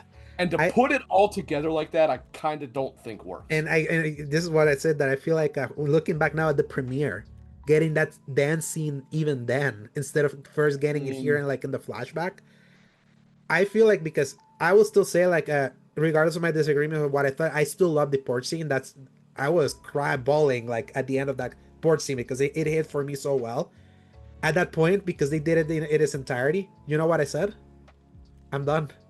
oh, really? I'm emotionally checked Oh, out. I'm like because it feels like I already got my catharsis now. Like they basically gave me the closure already of the thing that ailed both of yeah, them. yeah, you're right. I mean, Yeah. that was supposed to be the closing scene of the story, to be like, all Mm-hmm. right, we kind of gave you a whole lot of misery for the last Yes. 40 hours. Mm-hmm. We'll give you one little scene of some slight hope, which Yeah. then also It's not just bittersweet that, because she got but it also then ties together everything that happened before it, mm-hmm. and And it that's what hurts more because when it sounds stupid if you haven't seen it told the way that it's told in the game. yeah, Like everybody that maybe has only watched the show probably listens to this and goes, "That's not really a big deal." If you played the game and mm-hmm. saw the way that it does it, it is a big deal because Yeah, it changes the story entirely. yeah. By the time that is revealed in the game, that what drove Ellie was the fact that her last attempt at hope got ripped away from her Right. it hits such a gut punch. That's the thing is it specifically shows, and this is where doing it like they did it ruined it. It Mm-hmm. shows that the whole thing was not so much a revenge plot. Yeah, It was, well, I mean, it was, but it was her being pissed off because she got the closure taken away from her. She yeah. didn't get the closure she wanted. She had it ripped away from her. She was going after Abby for her, not for Mm-hmm. Joel. That Uh-huh. was that was the whole point. Yeah. And by showing that when they did, it killed the whole thing. Yeah, It it's killed the more whole like thing. it removed the gut punch at the same time. Like when I heard again, because I always listen to the behind the scenes like they do post episode, because I need to at least hear how they interpreted it or why they did things, and then I get to judge. Okay, you said that, I'm gonna judge here. Like before I saw the finale, what Halle Gross had said, why they put that scene there, was to kind of finally give the viewer, because again they didn't trust them enough to kind of finally give the normie viewer kind of like the motivation for why Ellie would still pointlessly keep pursuing this. They wanted to put in the into the minds of people that like that she's doing this because she got robbed of that, to put it there. She And I did. feel like I understand that,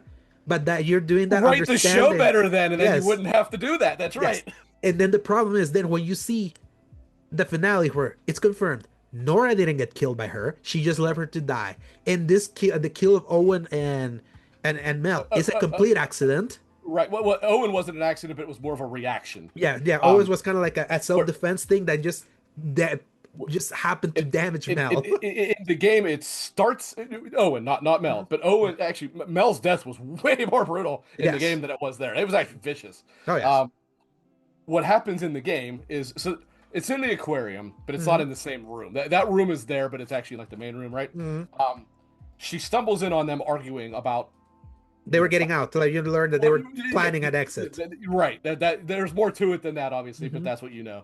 Um, and so Ellie does stumble on that. That is accurate to the game. And then just like it, Mel turns around right after she says, "Fuck you, Owen." Mm-hmm. She does it. Turns around and then sees Ellie standing there pointing a Already gun at her. like a point gun Yes, pointing at and them. that's when I keep saying Abby. Ellie does the you point here, he better point same thing, Yeah. right? And when Owen walks up to her, he goes to grab her gun, and they struggle a little bit, and she Mm-hmm. knocks him back, and then she points the gun at him and shoots him. So it Uh-huh. was like in the show they make it more of a guttural reaction Mm-hmm. to protect herself. In this game, it was pretty vicious what she did. Like she Yes. defended herself, yes, but instead of just knocking him back, she then basically shoots him point blank as Yes. revenge. Then Mel goes to attack her with a knife Mm-hmm. as And, revenge, and and Ellie like turns it around and stabs Ellie her. turns around and stabs her in the neck viciously. Mm-hmm. And make no mistake, this makes it sound like that was like self-defense. It No. wasn't. No. She absolutely was going to kill her, and like just instead of using the gun like she was probably planning, she stabs her in the neck. Mm-hmm. And then when she stands up, she notices the bump Uh-huh. on her stomach. And then she like And opens the thing and she sees that she's pregnant, and yes, that just right, stops her. right. She presumes it because she sees that she looks a little big in the belly. Uh-huh. She opens her coat and sees that she is 100% pregnant. Wait. No, I remember not. In his deathbed, Owen tells her, pregnant. Or she Oh mentions yeah, something. yeah, you're right, yeah. Yes. Because I thought I remembered him saying something about like he mumbles it. It's Uh-huh. after she has already killed her, Uh-huh. and then yeah, you're right, I thought I did remember that. Yes. And again, this is the moment where Ellie realizes that she has gone entirely too far. Mm-hmm. Like she was beginning to think it Yeah. when she's turning all her friends away and all that stuff. Mm-hmm. This is where she realizes there is no question about Yeah. it. She way The too damn. the Nora scene and that is left to our interpretation. You don't even know if she just leaves her in the game to kind of like die of her the spores. You the final image you're left of in the game is when you have that quick time event where you beat her to Yeah. death like without even seeing, and you only see her all basked in blood. And that's in the scene that's here. It's like that was the moment that that plants the seed, and then the death of Mel, pregnant immediately when she starts thinking of Dina also pregnant and thinking Right. about what would happen. Is like that's the part that stops her dead cold in the And game. also, she just killed 3 people viciously Mm-hmm. who did not touch Joel.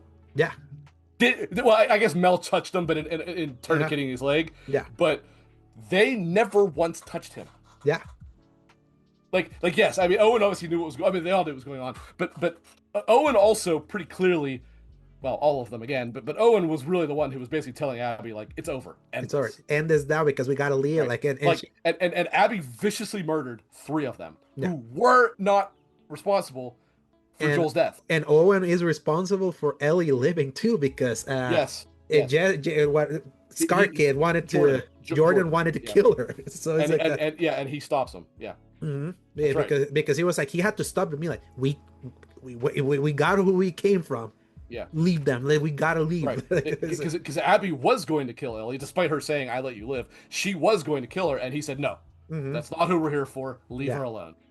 Yeah, so that's why like that's kind of like the beauty of getting to see all those sides back to back, and why I keep saying like I keep thinking of the finale. I'm like, you could have deleted the entire excursion into the whatchamacallit, Movie theater, or I mean, no, no, actual no, movie theater. at the island, at the Seraphied Island. Oh yeah, right, right, Yeah, yeah, they yeah. could have eliminated all of that, and then just reveal the Abby of it all.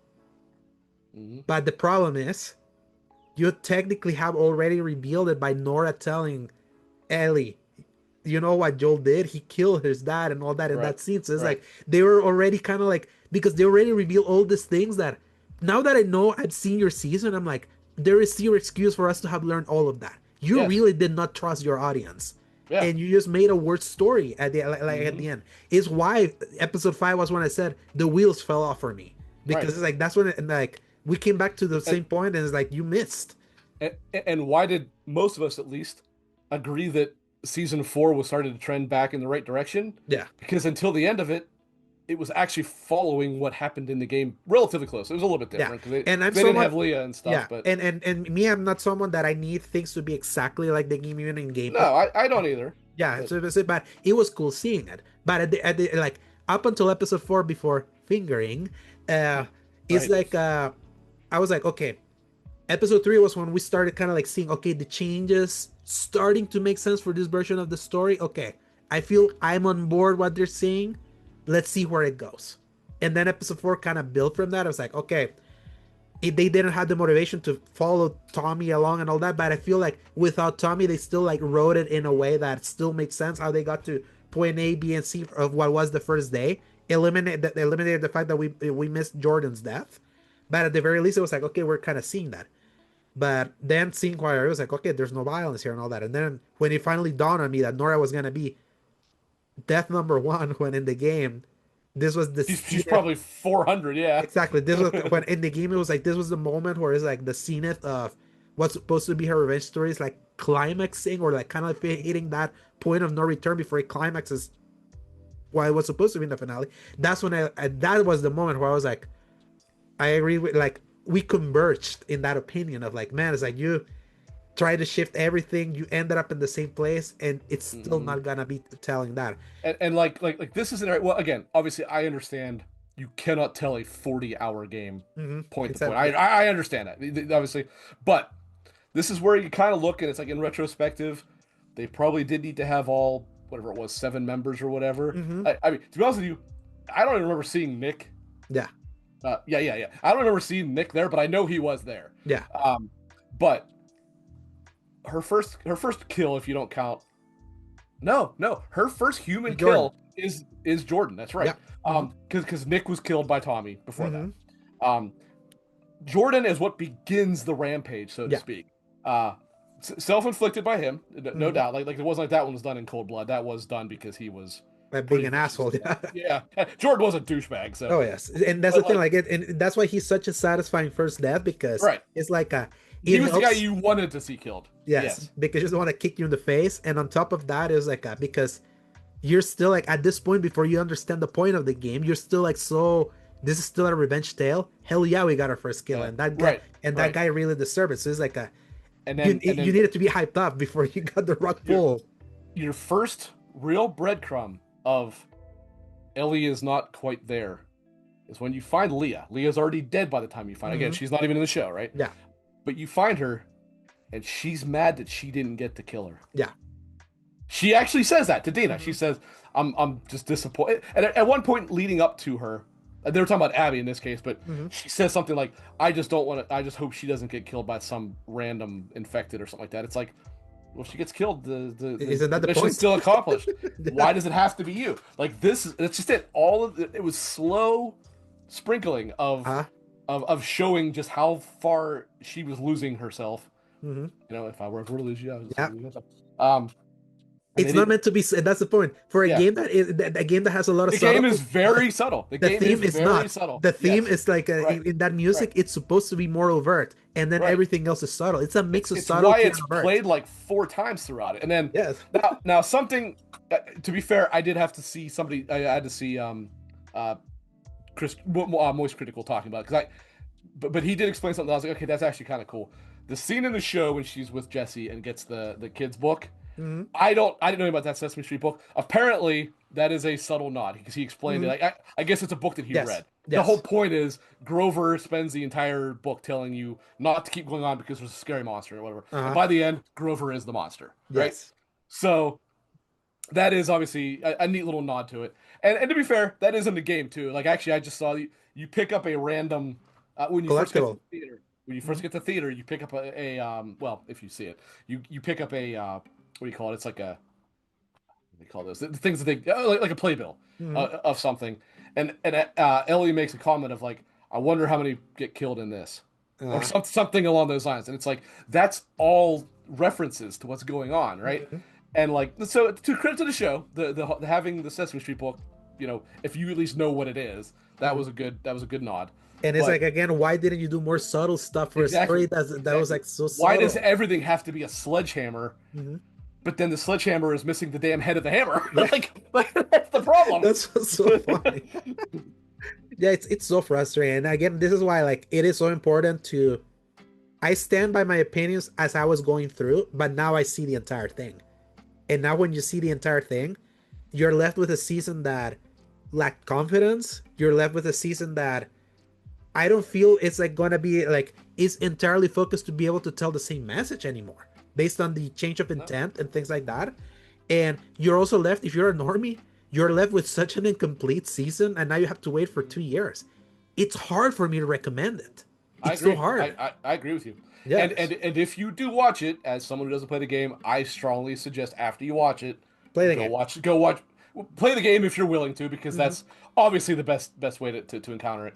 But if you don't want to play games, at least go watch the cutscenes. It's probably a couple hours Yeah. worth of cutscenes. Yeah. I would certainly think. And I But would still. go watch them on YouTube Yeah. because that you will truly realize like, wow, they really did like not really I, get this I, story. I still say that I still believe that this is a very subtle psyop by Neil Druckmann, so that people can actually like be more honest and realize no, the story that the game told was actually brilliant. You are free to this. You don't have to psyop me, Neil. Yeah, I know. I've been a defender of this game Yeah. long before almost anybody I know. Yeah, and he's even said that he feels pride that people feel like the game is. But he even said it in like a couple interviews that he did after because he directed episode 6, wrote and directed it, and wrote it alongside Hallie Gross. He didn't direct episode 7, but when he was doing the circuit, when a lot of people were asking him what was like his thoughts of the mixed reaction that people are having with HBO compared to the game, he even said, "To me, it's a real honor that people are holding the game in such high regard compared to an HBO show." So that's why I was like, That was probably a subtle nod saying it was always good and you guys just didn't fucking know it. exactly, Yeah. exactly. So Well, that's why I did. Again, I am not you guys here because yeah, I knew from fucking day one that this game was a masterpiece. yeah. But That's why I find funny. It's like if this show was needed for finally for us to leave this like 5 year tailspin of insane like horrible discourse around this stupid game, like I wish that was the case, but I've still yeah, seen I've still seen the fucking morons out there saying, "Well, they had the worst story in the world to tell. What do you want them to do?" And yeah, so, it's like no, they had one of the best stories ever told to tell. I'd like yeah. for them to tell that story, and they didn't. Hmm. That's the problem. Yeah, and that's now they've told the worst story, and that's just fact. And the season 1 had elements. I always said that the first half of season 1 had a few elements that I was like, I feel like kind of like this compared to where the game is, and then the second half of that season was what no, the game's better. It was like it was kind of like that, and then after halfway point, which was the the Kansas City instead of Pittsburgh scene, I love Mm. how they did the end of that arc.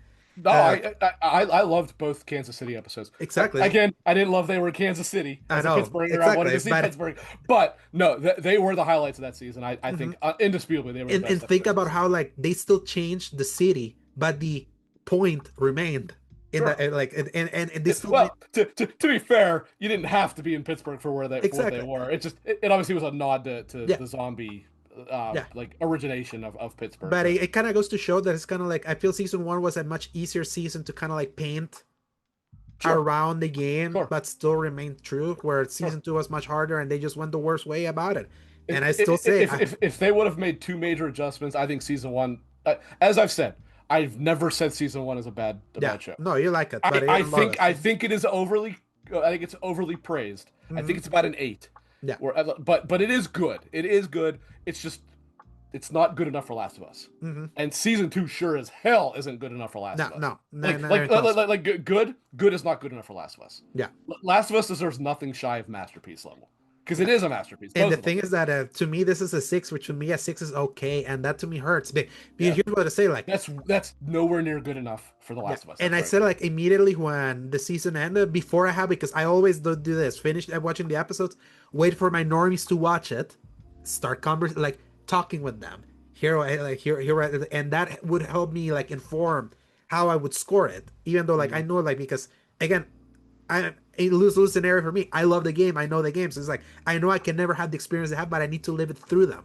Mhm. And that's how I knew that episode two worked for that. I know that episode six worked a lot. In fact, worked so well that people said, I think I want to stop here. Do you see the news about the viewership for the Yes. finale? Mhm. It tanked. Well, and you know what? I mean, I know everyone's going to contribute to the fact that they know that Joel's not in it anymore, and I'm sure that does play a role Mhm. somewhat. It also contributes to the fact that it just hasn't been very good. Yeah. And like they saw the quality going down, then they saw that and was like, all right, well, I saw what I wanted to see. I really have no interest in seeing this story out now. And again, that's always going to be the problem that The, this season didn't justify itself the for. amazing irony of this, just real quick, I know we're running pretty long Uh-huh. here, but they went out of the you shared this, and I think this was a very, very poignant point, right? That person, I don't remember who it was, but that said, Subtext. what's that? Subtext is the guy. No, it wasn't that one. Oh, okay. The person said they were so afraid to make Ellie unlikable. Oh, In Brevon, okay, streamer Brevon. Yeah. okay, and that is spot on. And the irony is, by going out of their way to make her unlikable, they made her way more unlikable Yes, because they made her obnoxious. yes. And like Unlikable in a different way. at least right, she was unlikable in the game in a she's fucking crazy way, Hmm. not in a I hate her way, but in a like man, she's really causing damage to everyone and Yeah. everything around her. I don't want Ellie to be Here she's curious. just annoying. Yeah, basically, she's Curious George in season Yes, two, yes, and you needed a calculated, more like bloodthirsty Ellie to sell yes, you on the fact that she had her thing ripped away, and that's yes, kind of like why when they said that why they did the porch scene now was to kind of like finally put that in the mind of the viewer of like why is she gonna continue to this because like she lost the will.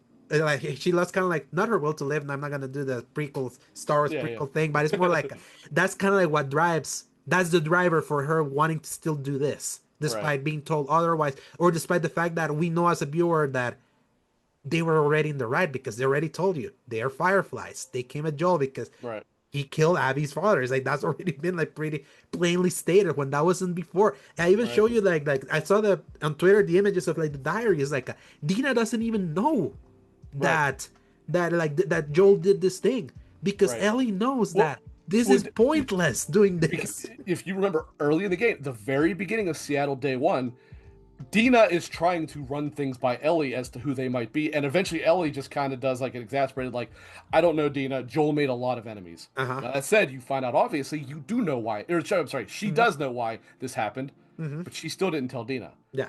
And like that's the point is even people that she cares about, Jesse, Tom. Well, Tommy knows most things, obviously, Mm-hmm. but Dina and Jesse in particular, she really didn't tell them anything. Yeah. All she told them was they killed Joel and I want revenge. Mm-hmm. She didn't really tell Jesse that. She just told Yes. Dina that. Yes. And what's funny is that I like that she doesn't tell them because when you understand why, then you Yeah. understand the futility of things, because it's like this Because was if she done in told them the reason why she was doing it, Dina never would have gone along with it. yeah, because it's like Dina thought it was revenge for mhm, Joel's death, not yeah, revenge for taking away the forgiveness of Joel. exactly. So So, that's so, what so instead of being revenge for somebody else, it was revenge for herself. yeah. Dina never would have gone along with that. And the Ever. thing, yeah, and those words have been already pretty plainly stated in the Hmm. show.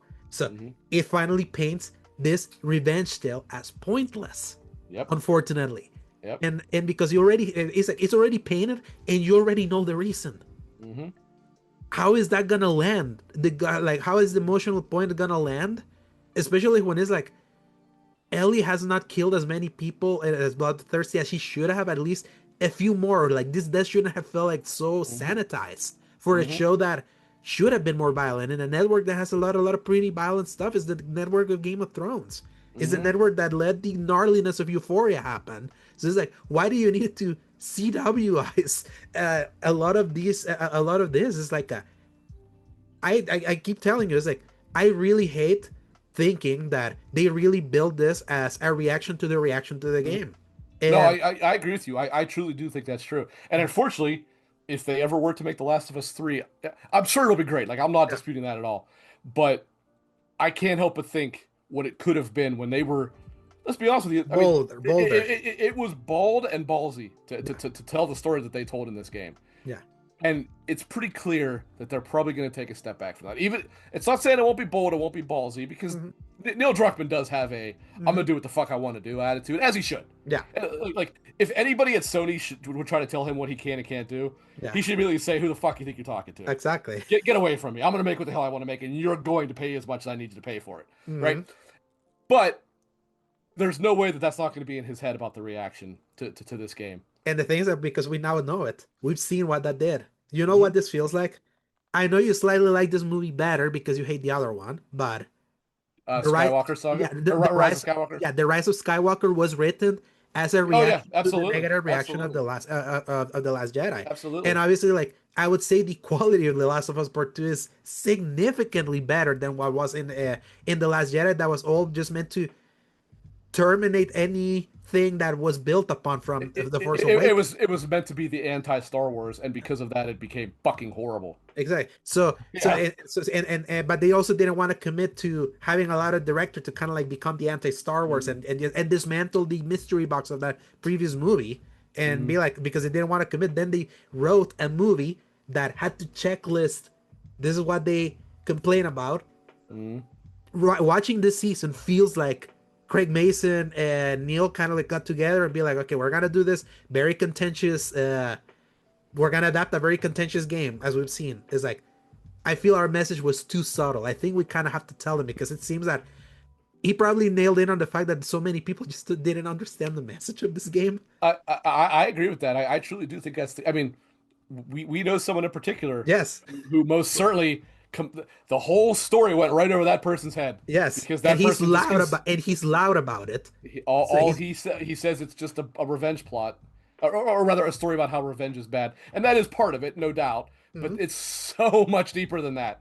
yeah, Like there are so many themes at play in that mhm, that I mean, first and foremost is it is a giant allegory of Israel and Palestine, right? mhm, And yeah. like, Even though Neil tried to say in a recent interview with Colin Moriarty that it wasn't made an intent, but he understands why people would see it that way based on his oh really? heritage. Yeah, I thought he said it was actually. yeah. It was Not in that. I mean in the past. I thought in the yeah. past he said It it was was. more because he kind of mentioned that it was an article written by Gita Jackson that she wrote about kind of like Oh the Christ! If I'd yeah, have known that, I'd have never ever got away with that. exactly, because it's like She's kind of an like idiot. yes. So it was an article that she wrote about kind of like the complicated politics of The Last of Us Part Two, where she kind of like mentions the origins of Neil Druckmann as Israeli and the fact that you could paint a lot of similarity to the conflict that's happening over there. Right.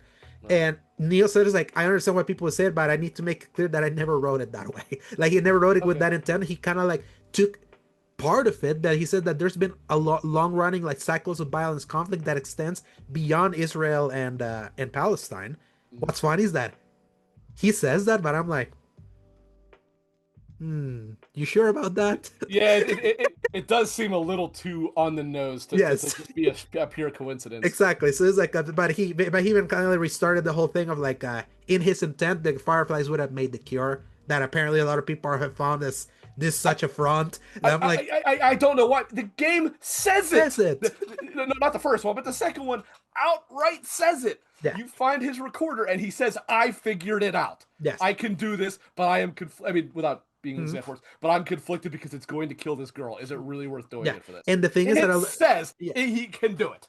Yes, and I think people are saying, but that's kind of like a retcon, as a because the first game was written as a way that it was supposed to be like a not definitive, but it's like Neil has been saying that he said that to Greg Miller and Colin directly when they were asked. Yeah, It's I like, say he said that long before the second exactly, game. Yeah, he said exactly. that So long long before that. before, and he was Yeah, just more like in the second game, he just like reconfirmed the intent. And a lot of yeah. people are trying to say that that's something that he just kind of came up with to try to like make Joel feel the bad guy. And I'm like, you guys don't listen Well, to that first game, right? again, it does show you if you don't outright spell something out, people make something that it's not. And that's And okay, like when that game came out, I could see where you, because I did think it too, where you thought like they thought they had it, but there was a risk, right? yeah. I can understand where you came to that conclusion. Hmm. When he comes and says, "No, they were going to make a cure that was going to work," Hmm. and Joel stopped it. I mean, there's no area for interpretation there. Then, if Hmm. that's what he said, that's what it is. This is not a Death of the author. I didn't make it to mean like no, that's what it is, right? Hmm. And then in the second, which is whether you like it or not, it is canonical to the Last of Us Yes. universe. It It, says I had a cure figured out. We are going to do it, but I'm conflicted about blah, blah. There's no debate anymore. That means that it was going to work. And, exactly. and and they even said like Jerry was the best surgeon left in the world or whatever, and he knew how this was going to. Plus, it did say that he spent years after Hmm. this had happened studying the cordyceps to try and figure it out. It's just what happened with Ellie and how it mutated or whatever was specifically what they needed to see to know how it was going to work. Yeah, and I know that Neil even said is like, yes, I understand that maybe like if you really apply actual medical logic that our science the science is shaky of how that would have even been distributed and all of that, but because the power is the moral conundrum of this Right, was gonna work regardless of how right. they were gonna You save one distribute it, person or you save the entire uh, world, right, or at the very least you save a lot more. a And lot more people. Joel chose one. Exactly. So it's like that's kind of like the moral ambiguity of that, and why that gave such a great starting point for a very morally ambiguous sequel. Hmm. But unfortunately, a lot of people were like so kind of like you were talking. I feel there's so many people are just refuse to engage in anything beyond Hmm. black and white, good versus Hmm. evil, and all of that. That they just don't want to be challenged. It's superhero syndrome. Yeah. How many times? I mean, maybe not on here, but in private chats with you, how many times have I said that? Yeah. Everybody wants everything to have a happy ending. Yeah. Everybody wants everything to be good guy, bad guy, nothing in between. Hmm. Even if your bad guy is an okay guy, think Magneto here, right? He's Uh-huh. still the bad guy, right? He's Yes. still wrong. Hmm. There's no morally gray area. He is the bad guy, Hmm. and it's like that's why I like these games Yes. because they do paint a world where there's no such thing as a good guy in The Last of Us. There is Hmm. no such thing. Yeah. Like there's bad guys and there's more bad guys, Hmm. right? And Yeah. so I said that was what I found the ending of The Last of Us 1 to be so impactful is you are the bad guy. Yeah. In every Finish sense of the as the world. bad guy. Hmm. Yes. You doom humanity, you being Joel, obviously, Hmm. for completely selfish Selfish results reasons. and would not even tell the person when it was done that you did that. Exactly. Still held on to that. And then The Last of Us 2 takes it further by saying he freaking held that from her until she basically forced it out of him, right? Hmm. And then she herself turns into a bad guy, spiraling out of control to Uh-huh. stop somebody who did something really bad, but then regrets the hell out of it and causes all the events of the game. Hmm. Yeah. That is what makes it so brilliant. Is they are they're almost a uh, like a critique of emotions versus rationality and all Hmm. that stuff, right? And Yeah. that's why I like them because they're so well thought out. Is if something like this were to happen and you have a long a pandemic destroy the Hmm. world, right? Actually destroy the world. Yeah. um it's more reasonable that this is what it would look like than Mhm. The Walking Dead, Yes. right? I actually Walking Dead's a bad example. Dying Light, Yes. maybe, right? Like it's more realistic to believe that like you would have pockets of people who work together and way more people who are just gonna fucking cutthroat anybody they could find just to get survive another day. Mhm. That is probably how it would actually be. So that's why I like this. Is it does not pull the punches, and it says this would be a brutal and awful world to live in And it's for kind of everybody. why, yeah, and it's kind of why I know you want a third game, but it's kind of why I was like happy knowing that this could have been the end because it ends that way. It ends in a very low, Yeah, bittersweet way that it's fitting for a world not about a happy ending. sure. I do not disagree with that. Yeah, so Like I did say, if mhm, they don't make a third one, I am satisfied with how it ends. mhm, I just do believe that there you could tell one more tale. yeah. I do think you could I tell mean, one more Neil tale. Druckmann literally said, "I last night I rewatched Grounded 2, the documentary. I love that documentary, and I rewatched like the final part where he talks about the future days of The Last of Us, where he wrote a short story about Tommy that happens after Last of Us 2, and they don't know how they want to do it, if it's in a short game or maybe they're gonna do it in the TV show. Now that we mentioned it, maybe that's one of the stories for season 4. Who knows? They're gonna like they're going to kind of like uh like use it for that because he wrote it. It's just he just shelved it, and then he was like, I found my through line how like the first game is kind of like about someone's fatherly love grown to like a daughter figure, and then the second game kind of like the consequences of what can be what can happen in the name of love when that's kind of like disrupted, and he found kind of like that through line, and he felt that if this is where we leave it in an emotional sense, I feel this is that we can walk away and we Mhm. are not obligated and all that. But I've been thinking of something. It's its own thing that has like a Mhm. thing with two, so maybe there is a chapter. But again, it's like kind of like it's. I think right now they're kind of like both in. They're weighing their options of like it technically like if it ends on two, that's a way to. The story has been told. Yes, Yeah. I agree with that. Yes. Like I know a lot of people did not want a second one because they were happy with how the first one ended. And Mm-hmm. again, I understood that it was intentionally ambiguous. Yeah. I was like, I would like to see where that goes, Mm-hmm. and we saw where that went, right? Yeah. So again, if they do not make The Last of Us 3, which I would be bummed about, but Mm-hmm.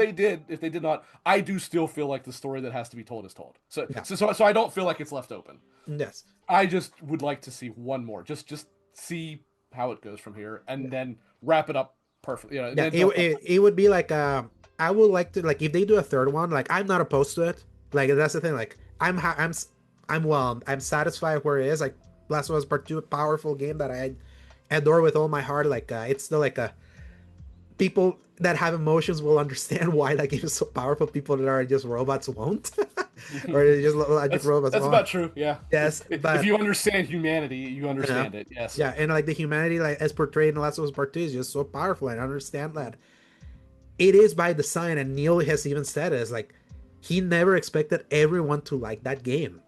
Like He thought there'd be a lot of pushback from the yes, decision. and I feel like I've seen stories that are like that. It's like cool that you're being bold, that you know that there's gonna be ruffling some feathers. Unfortunately, like that was taken too far by the bad faith like leaks Mm. and like what dominated that conversation. That is like this was already a story that was already always gonna be contentious, but unfortunately, it was like a lot of people experienced it not in Right. its It was intended way. tenfold that because of the leaks. Right.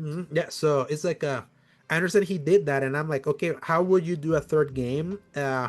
What story will you tell? What theme you will want to do? Because I feel like this is a theme you do when you're ending it. I feel like Mhm. how I see it.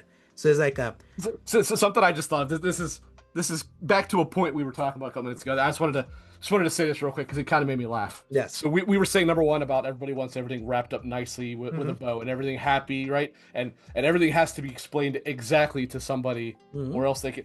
I remember this a few years back. I saw on the Last of Us subreddit, and this is not people bashing it or whatever. mm-hmm, People could not stand the concept of Ellie having thrown everything away, uh-huh, right? Which is clearly the intent of the ending yes, of that game. It mm-hmm, is clearly the point saying she survives, everybody survives, all that stuff, but she gave up everything that she cared about and every last connection to Joel. This is spoilers for the game for anybody. mm-hmm, Sorry, but anyway, they could not accept that. Like they were looking for every reason to say, no, no, she and Dina didn't split up. she was actually heading back to Jackson at the end. It's like, no, she wasn't. Yeah. You can see Jackson like when you're in the farm, not when you're walking around there, but Jackson is the opposite freaking direction. And then they would point to the fact she was still wearing the when Dina gives her the bracelet, which she gives her in the show as well. Well, she was still wearing that. They were clearly still together. It's like, you are delusional. The whole point was she sacrificed everything, and it was all for nothing. Yes. Right? To quote somebody, which is a good quote. I'll say that it's a good quote. It was all for nothing. Because that's the point.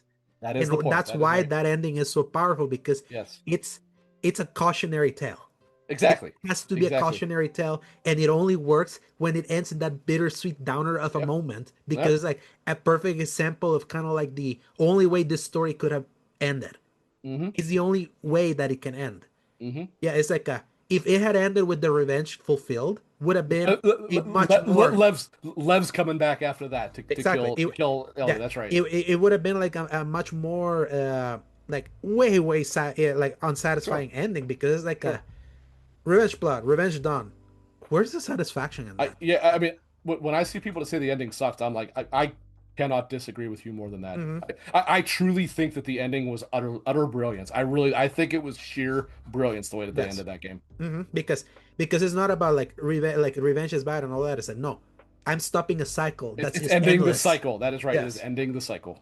And you have to like understand that it's all clearly laid out, and I don't understand why you have to like resort to the most kindergarten level like critique or like analysis. It's not meant to be Spider-Man. Yeah, it is a mature tale for mature adults, although a lot of them were lost along the way, and instead we got a bunch of little children, little baby men out there.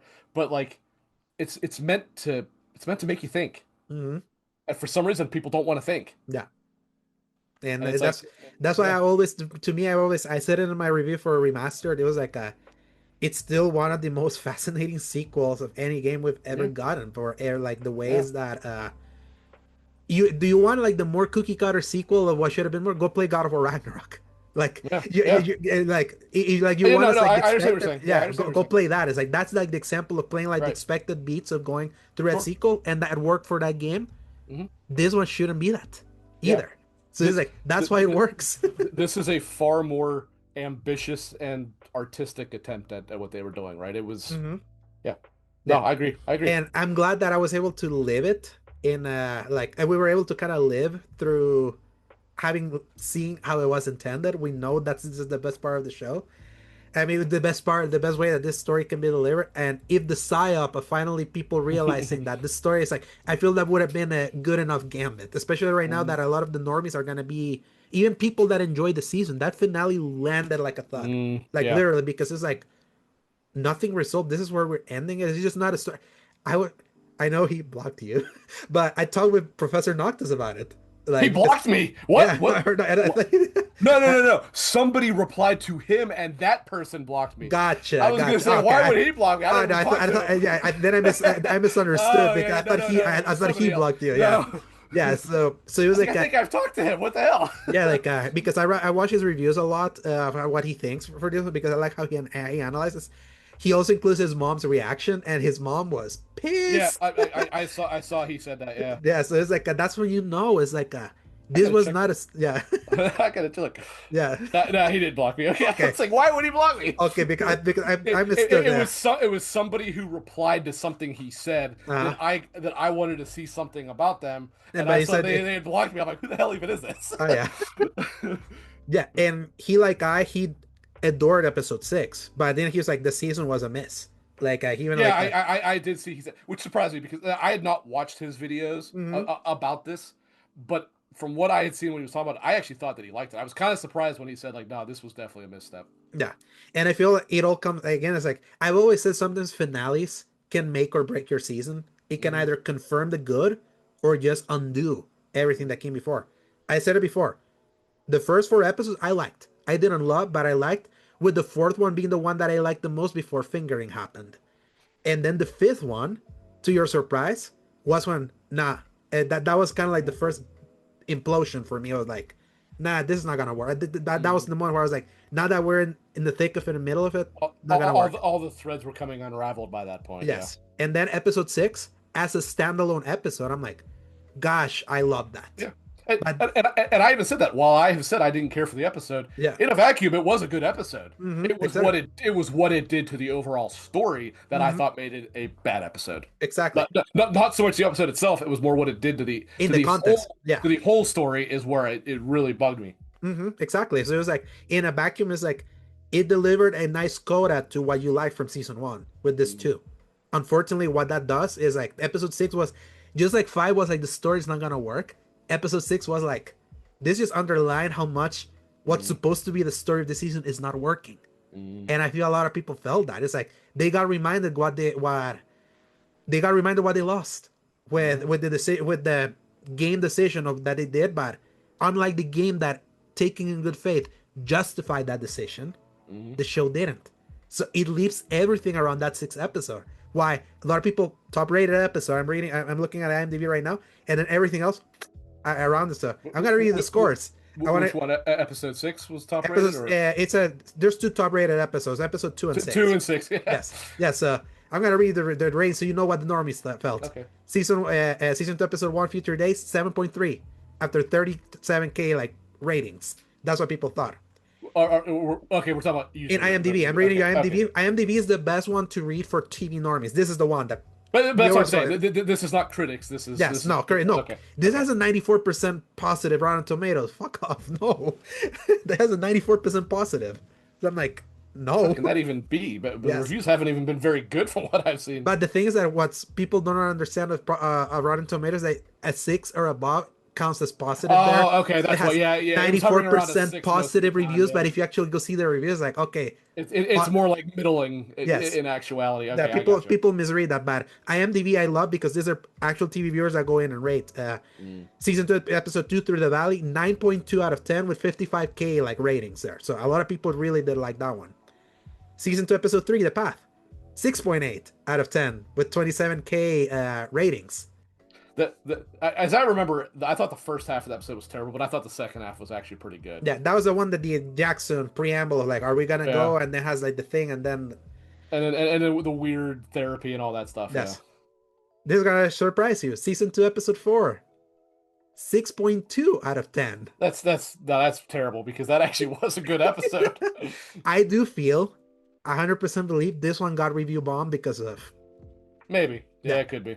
that. I am gonna be a father, even though there's a lot of good there. Yes, That was a terrible line, to be sure, yes, but yes. One that I don't agree with. Season 2, episode 5, Feel Her Love, 7.3 out of 10. it's So- wrong. It has to be review bombing. Then you have to be right. Exactly. That That episode was was- terrible. Nobody Exactly. liked that episode. Exactly. So it's like I don't know why that one was kind of like liked more, but TV normies like that more than fingering. I love that episode 4 is defined by the We're on 6 now, correct? yeah. Episode 6, Let me take a guess. 9.5. 8.6. Really? Yeah, it went down. Wow, that's interesting. Yes, it was because it was higher last week. It went down this week. But it's the second. I thought it was easily going to be the highest rated of the season. That surprises me. So I'll tell you what is the highest rated episode of the entire show later. But and then season two Oh, episode. I already know what the highest episode of the whole show is. It's going to be episode 3 of season 1, isn't it? No, Really? yeah, audiences didn't rate it as high. The Okay. critics loved that one, but yeah, and the season finale, Convergence, guess the score is low, 5.5. not too low. It's 6.6. You guys, second, That's higher than it should be, but yes, but I feel it's gonna keep going lower because it has the least amount Yeah. of. right. And we know that it was the least watched episode. HBO was trying to attribute it for Memorial Day. Which is insanity. Yeah. Memorial Day would give it higher Yeah, I viewership, know. not lower. exactly. So this one I feel will go lower Yeah, probably. because it has like only 13K reviews compared to 20, Oh, okay. 23K reviews from last week. Mhm. 33K. So actually, like, there's been a downturn. There's probably a loss of viewership after season 2, episode 4, because 33K reviewed that episode, but then 22K reviewed Wow. episode 5, and 23K reviewed last week's episode. So don't do fingering, people. that Or at the probably very least, don't make it as forced as they did. exactly, yeah. So Plus, to be honest with you, there was never a need for a sex scene in this show. yeah, There was not a need for one. and how I know that things are kind of going like earlier when before I refreshed. Episode 3 was at a 6.9 and it went down to 6.8 right now. So it's like people are probably It's dropping live. yeah, it's just dropping live, but that's kind of where it is. Like only 2 episodes were liked, and then if you go to season 1, almost literally every episode beside episode 7 are all in the top rated kind of like category. Was the finale or was eighth? No, 7 was Left Behind. Oh yeah. They actually did a terrible job of Left Yeah, Behind. and they gave it a 7.3. But this was in context of a season that they like. Like, let me read it quick. Season 1, episode 1, When You're Lost in the Darkness premiere, 9.1. Season 1, episode 2, Infected, the one with like when they're going through the test death. The what? Oh, Tess The one dead. where Okay. the one that where Tess dies. Really? That was in the second. I thought that was in the third. Okay. Yeah, that was the second episode, 9.0. Third episode, the Your Contentious one, Oh yeah. with 237K reviews, 8.1. Yeah. That's way lower than I thought it would be. Yeah, but I can understand why it would be lower rated. There is definitely some review bombing Yes. there in that Oh, case. But... It's like just look, 119K reviewed the first episode, 109K reviewed the second, 237K. Oh, okay, yeah. It's pretty clear what happened there. Yes. Episode 4, 8.3. Which one was 4? The arrival to Kansas City. The like the Alone and Forsaken, and yeah. Episode 5, highest rated, 9.4. Okay, well, I can agree with that because I do think that is the best episode of the season. I really do. I agree. That's when the season peaked for me because it was like after that, like then episode 6, Kin, when they arrived to Jackson, 8.7. Not Jackson. That would have been when they go to the dam. Yeah. Or do they go? No, they go to Jackson. They actually go to Jackson, and they rewrote it on the show. Yeah, because they showed us Jackson for the first time. Like, because you only see Jackson from the outside in the game. You see it from a very, very far distance away, right? On the mountain. And in the show they got in, and people like it. 8.7. Obviously, I already told you, Left Behind, 7.3. The second highest rated episode by people of the series, episode 8, When We Are Needed, 9.3. That episode was bad. I liked it. Oh, I thought I like that part of the game. I thought it was really badly done in the show, though. But people really liked it. That's surprising. Making it a big montage. Yeah. No, the montage is the finale, episode 9. Oh, okay. That's why I was thinking we were on the finale. Yeah, there were 9 episodes, man. I thought it was only 8. Yeah, it was 9. So it was. Which one was 8 then again? David. Okay, that one was good. Yeah, that one was good. So that was the second favorite for people. The David episode. So. And then the finale, 9.0. Yeah, that's way too high. That's way too high. But look what the normies felt about season 1 and compared to season 2. Like season 2 was, by any objective measure, a massive step down. Yeah. Yeah. And that's unfortunate. Even at its highest peak, it still didn't hit the highs of season 1. Yeah. Only one episode hit the review heights of season 1, and the 2 and the one that I like the most, it's lower scored than most of the. Yeah, I am surprised by that, actually. Yeah. I truly figured most people would have liked that one best. It was like at a 9.2 last week when I saw it. I was like, okay, that makes sense. And then I saw it went down, so okay, makes sense. And I feel it went down lower now when people. He's kind of why I said that. Why I love that. Well, I was gonna say, I'll bet you it's probably people going back and re-reviewing it, having finished it, or people that were waiting until it was done and binging it and saying like, oh yeah, this, you know what I mean? Like it matters. That does make a difference. It matters what it does for your. It really matters what it does for your season. Those words from Alan Sepinwall will always remain strong for me. Was that like, is the best episode of the season that then repudiates the rest of the season? And I'm like, yeah, I understand it. You can always have a bad premiere so long as it's not a show that only had a pilot or approved, right? Yeah. You cannot have a bad finale. Yeah, and the finale is over because your final taste, and a bitter taste is both bitter and you have to sit on shit for 2 years. Think about that. We only had to sit on that for 5 minutes because we could immediately start playing. Well, we know what happens, right? Yes, that's the difference. Exactly. Yeah, but in the game, it's like. It's what I was talking with Professor Nocta. Is like his big thing is like, this is not a story that's meant to have this big a cut and the sun stop where it does. It's meant to have a few hours leading back up to finding out what happened. Like that. Even they did that also somewhat intentionally because even though you hate Abby, Yeah. right? In most cases, the first time through, you hate You Abby kind at of this want to point. get back to It where you it were. pushes you through it because you're like, well, I need to know what happens here. Yeah. And the And and by that point is when you have, if you have a fucking brain, you uh have switched your opinion on things and went, exactly. huh. Yeah. It's kind of like a catch-22, or like the brilliance of the Abby part, because Mm-hmm. it's like there's no one that I know, anyone that immediately when you when it cuts to black and flashes you back to see to Saturday one, no one was happy. Even like the people I love the game, everyone was like, I actually it's like okay. I knew it did that, so I actually wasn't overly bothered Hmm. by it. But I was looking up. What was I looking up? I tried to look up. I think when you got your second holster Mm. as Ellie, and then all of a sudden I saw it said like when you. I'm like, what the hell? Why do you Uh-huh. get the long holster again? Uh-huh. And I saw it said Abby. I'm like, but Uh, also it's at Abby Seattle Day One or whatever. I'm like, oh, oh. so when it? No, I didn't know when it was going You to had change, already, yeah, obviously, you had already met, I yeah. knew I kind of had an idea what was going to happen. Yeah, you already kind of. So it didn't blindside me like it blindsided most Exactly. people. It's and I know for a lot of people that were blindsided, I know their first reaction is like one of disgust, because it's like, Yeah, oh man, like you're flashing us back after you yeah. climax like so intense Which is over why they here. start it when they do. Yes. They start it like, well, they start it obviously with showing when he was trying to save that Hmm. zebra. Yeah. Uh, but then immediately after that is when you see the scene that was shown in the show. It shows it Hmm. as her dream or whatever. Yeah. But that's when you go like, Oh. oh, there was a little bit more to this, wasn't there? Uh-huh. But for So some reason, the show decided to take a big old piss on all that and just yeah, tell you right up yeah, front. it throws it Yeah, right at the front. Exactly. So it's like no one's ever gonna convince me they couldn't like, have saved that for maybe an extra long finale, just sure, by a few minutes, and have it yeah, exactly that way. and like that's right. You give someone the hunger to go. Now I want to see Abby's side, and unfortunately, I have to wait 2 friggin' years for it. Yes. But now you don't. Hmm. And like that was what I said from minute one, and I know you agreed. By showing that right off the start, you totally took away Surprise. you took away the opinion flip. Hmm. That some people with zero brain were unable to accept that opinion flip, right? Hmm. But a lot of people, even if they took it at face value, went okay. There's a little bit more to this. I'm gonna see it through, right? Hmm. They completely took that away by telling you up front, this is who Abby is. This is why she's doing it.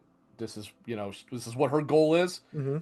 It just yeah it totally changed the entire structure of Yeah. the story. And now the only way that I can see that working is like right now, I 100% believe like Caitlin Deaver is an up and comer that people like as an actress. Like people like the things that she's in. From star power alone, I think she could carry a third season. All right, or would be the reason why people would watch. I could see maybe some people bought the Kool-Aid of the schmuck bait that was her shooting Ellie after no, and it's like Yeah. because that's what also Alan Sepinwall, the critic, called it, is like that's why you call schmuck bait. It's like it's clearly meant to be a fake cliffhanger that's Sure. supposed to kind of bring you back, and people bought on that and be like, Yeah, I'm yeah. gonna wait for Here's a spoiler, people. She didn't shoot Ellie at the yes, end. and the only way that and then it's like for people are like, I want to go back to that scene, I'm gonna plow through 8 to 9 episodes of Ivy before we get, or how many episodes it gets Right, before we right. get there. And as you're watching those episodes, they work extra hard to justify Avi's side. Gonna be a little harder because you got the motivation early on, so you already know that she kind of was in the right, even though she murdered him in a very psychotic way. It's still, Right, right. it's like and that's still not a surprise, and you should have already mesticized that within you from what you've been told over and over in the season. It's like from the very beginning, it's like she killed the fireflies, she killed his dad, so she was in somewhat of her rights. It's like I want to see what actions they take, what they put Abby through, to see if like a viewer could have a Abby does go through a truly hellacious 3 days. yes. Like her 3 days are way worse than Yeah, Ellie's. they're Way kind worse. of yeah, they're kind of wild, Yeah, like yeah. everything that happens. And unlike Ellie's, her 3 days are not self-inflicted. No. Ellie's are self-inflicted. Yes. Hers are just thrust upon her. Yes, it's so funny. Like she really goes Yeah. through like Oh the yeah. amount of loss into the ringer she possesses. Like it's a Yeah. uh, it makes her losing Owen and Mel at the end even more of a Oh gut yeah. punch after everything, because like Yeah. Jesus Christ, it's like I understand why then she would want to then go there, and then her breaking up, her realizing, gosh, I lost my friends to the same people Right. and I Who? want to see how Yep. they're able to do that. And I do believe like just from the casting alone, they had that on their side, and I feel she could try to make a material work because it's like it's the intent is gonna be different for them what they do for season 3, but unfortunately, we have to wait 2 years for that, and the only thing out there left is that the revenge side of the Revenge Plus that was covered here was a fumble, and you already been told all the big things that made the beginning of that other half powerful, and then forcing you to kind of live it. I want to see if that same feeling can work without you being in the stick. Mm. That's gonna be the biggest challenge because I feel there's something. How can I say this? It's kind of like at a surface level, just kind of explain it. Putting you in the perspective of the villain, forcing you to watch that. I think that's still pretty ballsy. It is, yeah. It's still like by itself, it's still pretty ballsy. That could still work. It's just that now we know that the story they're telling is just not gonna be the story we got, how we got it in the game that made it so powerful because of how it was originally structured. And it's up to them to see if they can find a different angle or a different message they want to convey. That's the only way that this thing can work for me. Otherwise, it's like I want to see it because I kind of said to you, I'm a simp. I like her, so I like that actress. So any excuse to watch her, I'll do. So I know you're right now. You're Yeah, feeling pretty bitter. I'm so burned by this that Mm-hmm. I mean I say it now 2 years down the road I might be like, what the hell, I'll watch it Yeah. anyway. But as of right now I'm like, I love that story. I more than I can honestly put in words. Mm-hmm. That story resonates with me more than perhaps it's not my favorite story, but it probably impacts me more than any other story in any game, movie, whatever that I've ever consumed. Yeah. Perhaps the sole exception being Nier Automata. Mm-hmm. Like it resonates with me in a way that the stuff typically does not, right? And I feel And exactly the same way. It's not my and favorite just story either, but it's the most impactful. I mean it's one of my favorite stories, but Yeah. it is not my personal Mm-hmm. favorite story, right? But it is one of the most impactful and, in my opinion, actually important stories ever told. Yeah. At least in the medium. Mm-hmm. And I feel so disappointed and outright burned by the way that, and actually bear in mind that is with going into this just with the opinion that I probably was not going to like it, Yes. knowing all that, right? So like I went in with low expectations and somehow it still didn't even meet them. That's how bad this really was. And Uh, I came in with the expectations that I like season 1 a lot, and I'm expected a same level of quality, and yeah. it didn't. Yeah, So, like it just didn't. so yeah, I'm a spurned lover right now that says I probably will not bother, but Mm-hmm. who knows? In 2 years, I might be like, the hell, then I'll watch it Yeah, anyway. things can change in 2 years, Yeah, and yeah. I would say as a parting as a kind of like a parting shot, hearing that the finale dropped that many viewers, I would hope that's kind of like what will spring them to. Okay, they already got their season 3 renewal. That was done before this year went through. I hope that tells them We need better writing. let's not risk Yeah, yeah. let's not risk it by trying to expect like instead just give us enough episodes and let's just wrap this thing up in 3 Right. seasons. Yeah, Like, I agree with that. I agree with that. yeah. Screw the fourth season idea. Just Mm-hmm. don't do it. Yeah. Tell the rest of the story. If you have to make it 15 episodes, make it 15 episodes. Yeah. I, I HBO mean, I, never does that, unfortunately. They're always I know they so usually don't, but stingy. Yeah, But so actually, another thing is they can make it work because if you ever look, most of these episodes did not go past the hour mark. yeah. Make a couple episodes an hour and 15. HBO never stops that. They have no problem with an episode going to an hour 20. Why did they allow like here's what I find do you know the Bill and Frank episode is 1 hour and 20 minutes? It's long. Yes, it's It's very a long. long ass It's very long. episode. Yeah. And the premiere was a long ass episode too, but because and, they and, mixed and the finale was like 48 minutes or it something was like the that. short That yeah, was- the yeah, finale was the shortest episode of that Yeah. entire season. So Yep. it's like I know the premiere from season 1 was so long because it was 2 episodes actually made into one. Right, right. Because they got the studio note that it was like I don't think it's effective not having Ellie in your premiere. You kind of have to find a way to like get it. And I feel that premiere worked well by being that long and having the long build up of what happened in the past and then showing a long time like all at once. It was a good enough contrast that at least hooked people. People liked. A lot of people were hooked with that premiere. So it's like The premiere was great, actually. I love the premiere. Mhm. Overall, actually, the premiere might still be my single favorite episode of the entire show. it's actually it's such an effective premiere. Like I like the way that it added to the story. I love the beginning with the 1960s talk show that they're kind of like But setting. nevertheless, yes, but also nevertheless, it didn't actually change that much. It added, but didn't change, right? Uh-huh. It didn't tinker unnecessarily. Yeah. It added Something on they top should of have every. they should have kept doing later. Yes, Add, don't tinker. exactly. So it's like it's more like it built up upon what you knew. It added texture to the Mm, same beats, and it was like it had the right template. But again, season one is just much easier to add to that mm, template. mm. But it's like, will season three be liked? I am just based on where we're left off. It's got a real uphill battle now because number one, it already had an uphill battle Hmm. just based on what it was going to be, Yeah, and then after following up this, it's got a major uphill battle now. yeah, Like it's got a straight vertical battle now. yes, because it's like it's coming from the fact that Universal, that a lot of people are not with Hmm. into season two. So it's like that always tends to suffer. So it's like it's almost an even bigger challenge for Neil and even Craig Mason going forward, because it's like, yes, they got the green light and all that, but now you know that you're coming from a batch of episodes that people were not too fond of, and Hmm. going into its most controversial, the story's most controversial part, which was putting you in the shoes of someone you don't want to be in. Hmm. So it's like they will have to sell a season where it's like, we sold you the first two seasons on Joel and Ellie. We kind of sort of did it briefly. We pull your plot, like we pulled the rug beneath you by killing Joel. Like, this is like, you already are like took away that from the people, like Hmm. that like that. The story you told, unlike the game, didn't tell, like Hmm. didn't justify the Right, bold decision. And right. then the one episode that gave you a taste of similarity to that first season that you love, you realize that's it for Joel and Ellie. Is Mhm. like, you have already eliminated one of the reasons to watch, because you already blew your load there. Well, So it's like, and real quick, consider this too. Yet another reason to not show that final scene when you did. I mean, unless they add something, there's no Joel left now. yeah, None, none. none. Mm-hmm. I mean, obviously, at the time, you didn't know what was coming anyway when you were playing Mm-hmm. it, but you still had one more little breadcrumb of Joel left, and Mm-hmm. they took that away. They already gave Yes, that to you. exactly. So it's like, oh man, it's like, just these are like, I understood why, but when you look at it holistically, I don't think they've thought through like what they're giving up by having done a bunch of this stuff now Hmm. in the context of a season that, unfortunately, in its completion, as a parting shot, wasn't very good, and No. that sucks, because I Yep. was enjoying.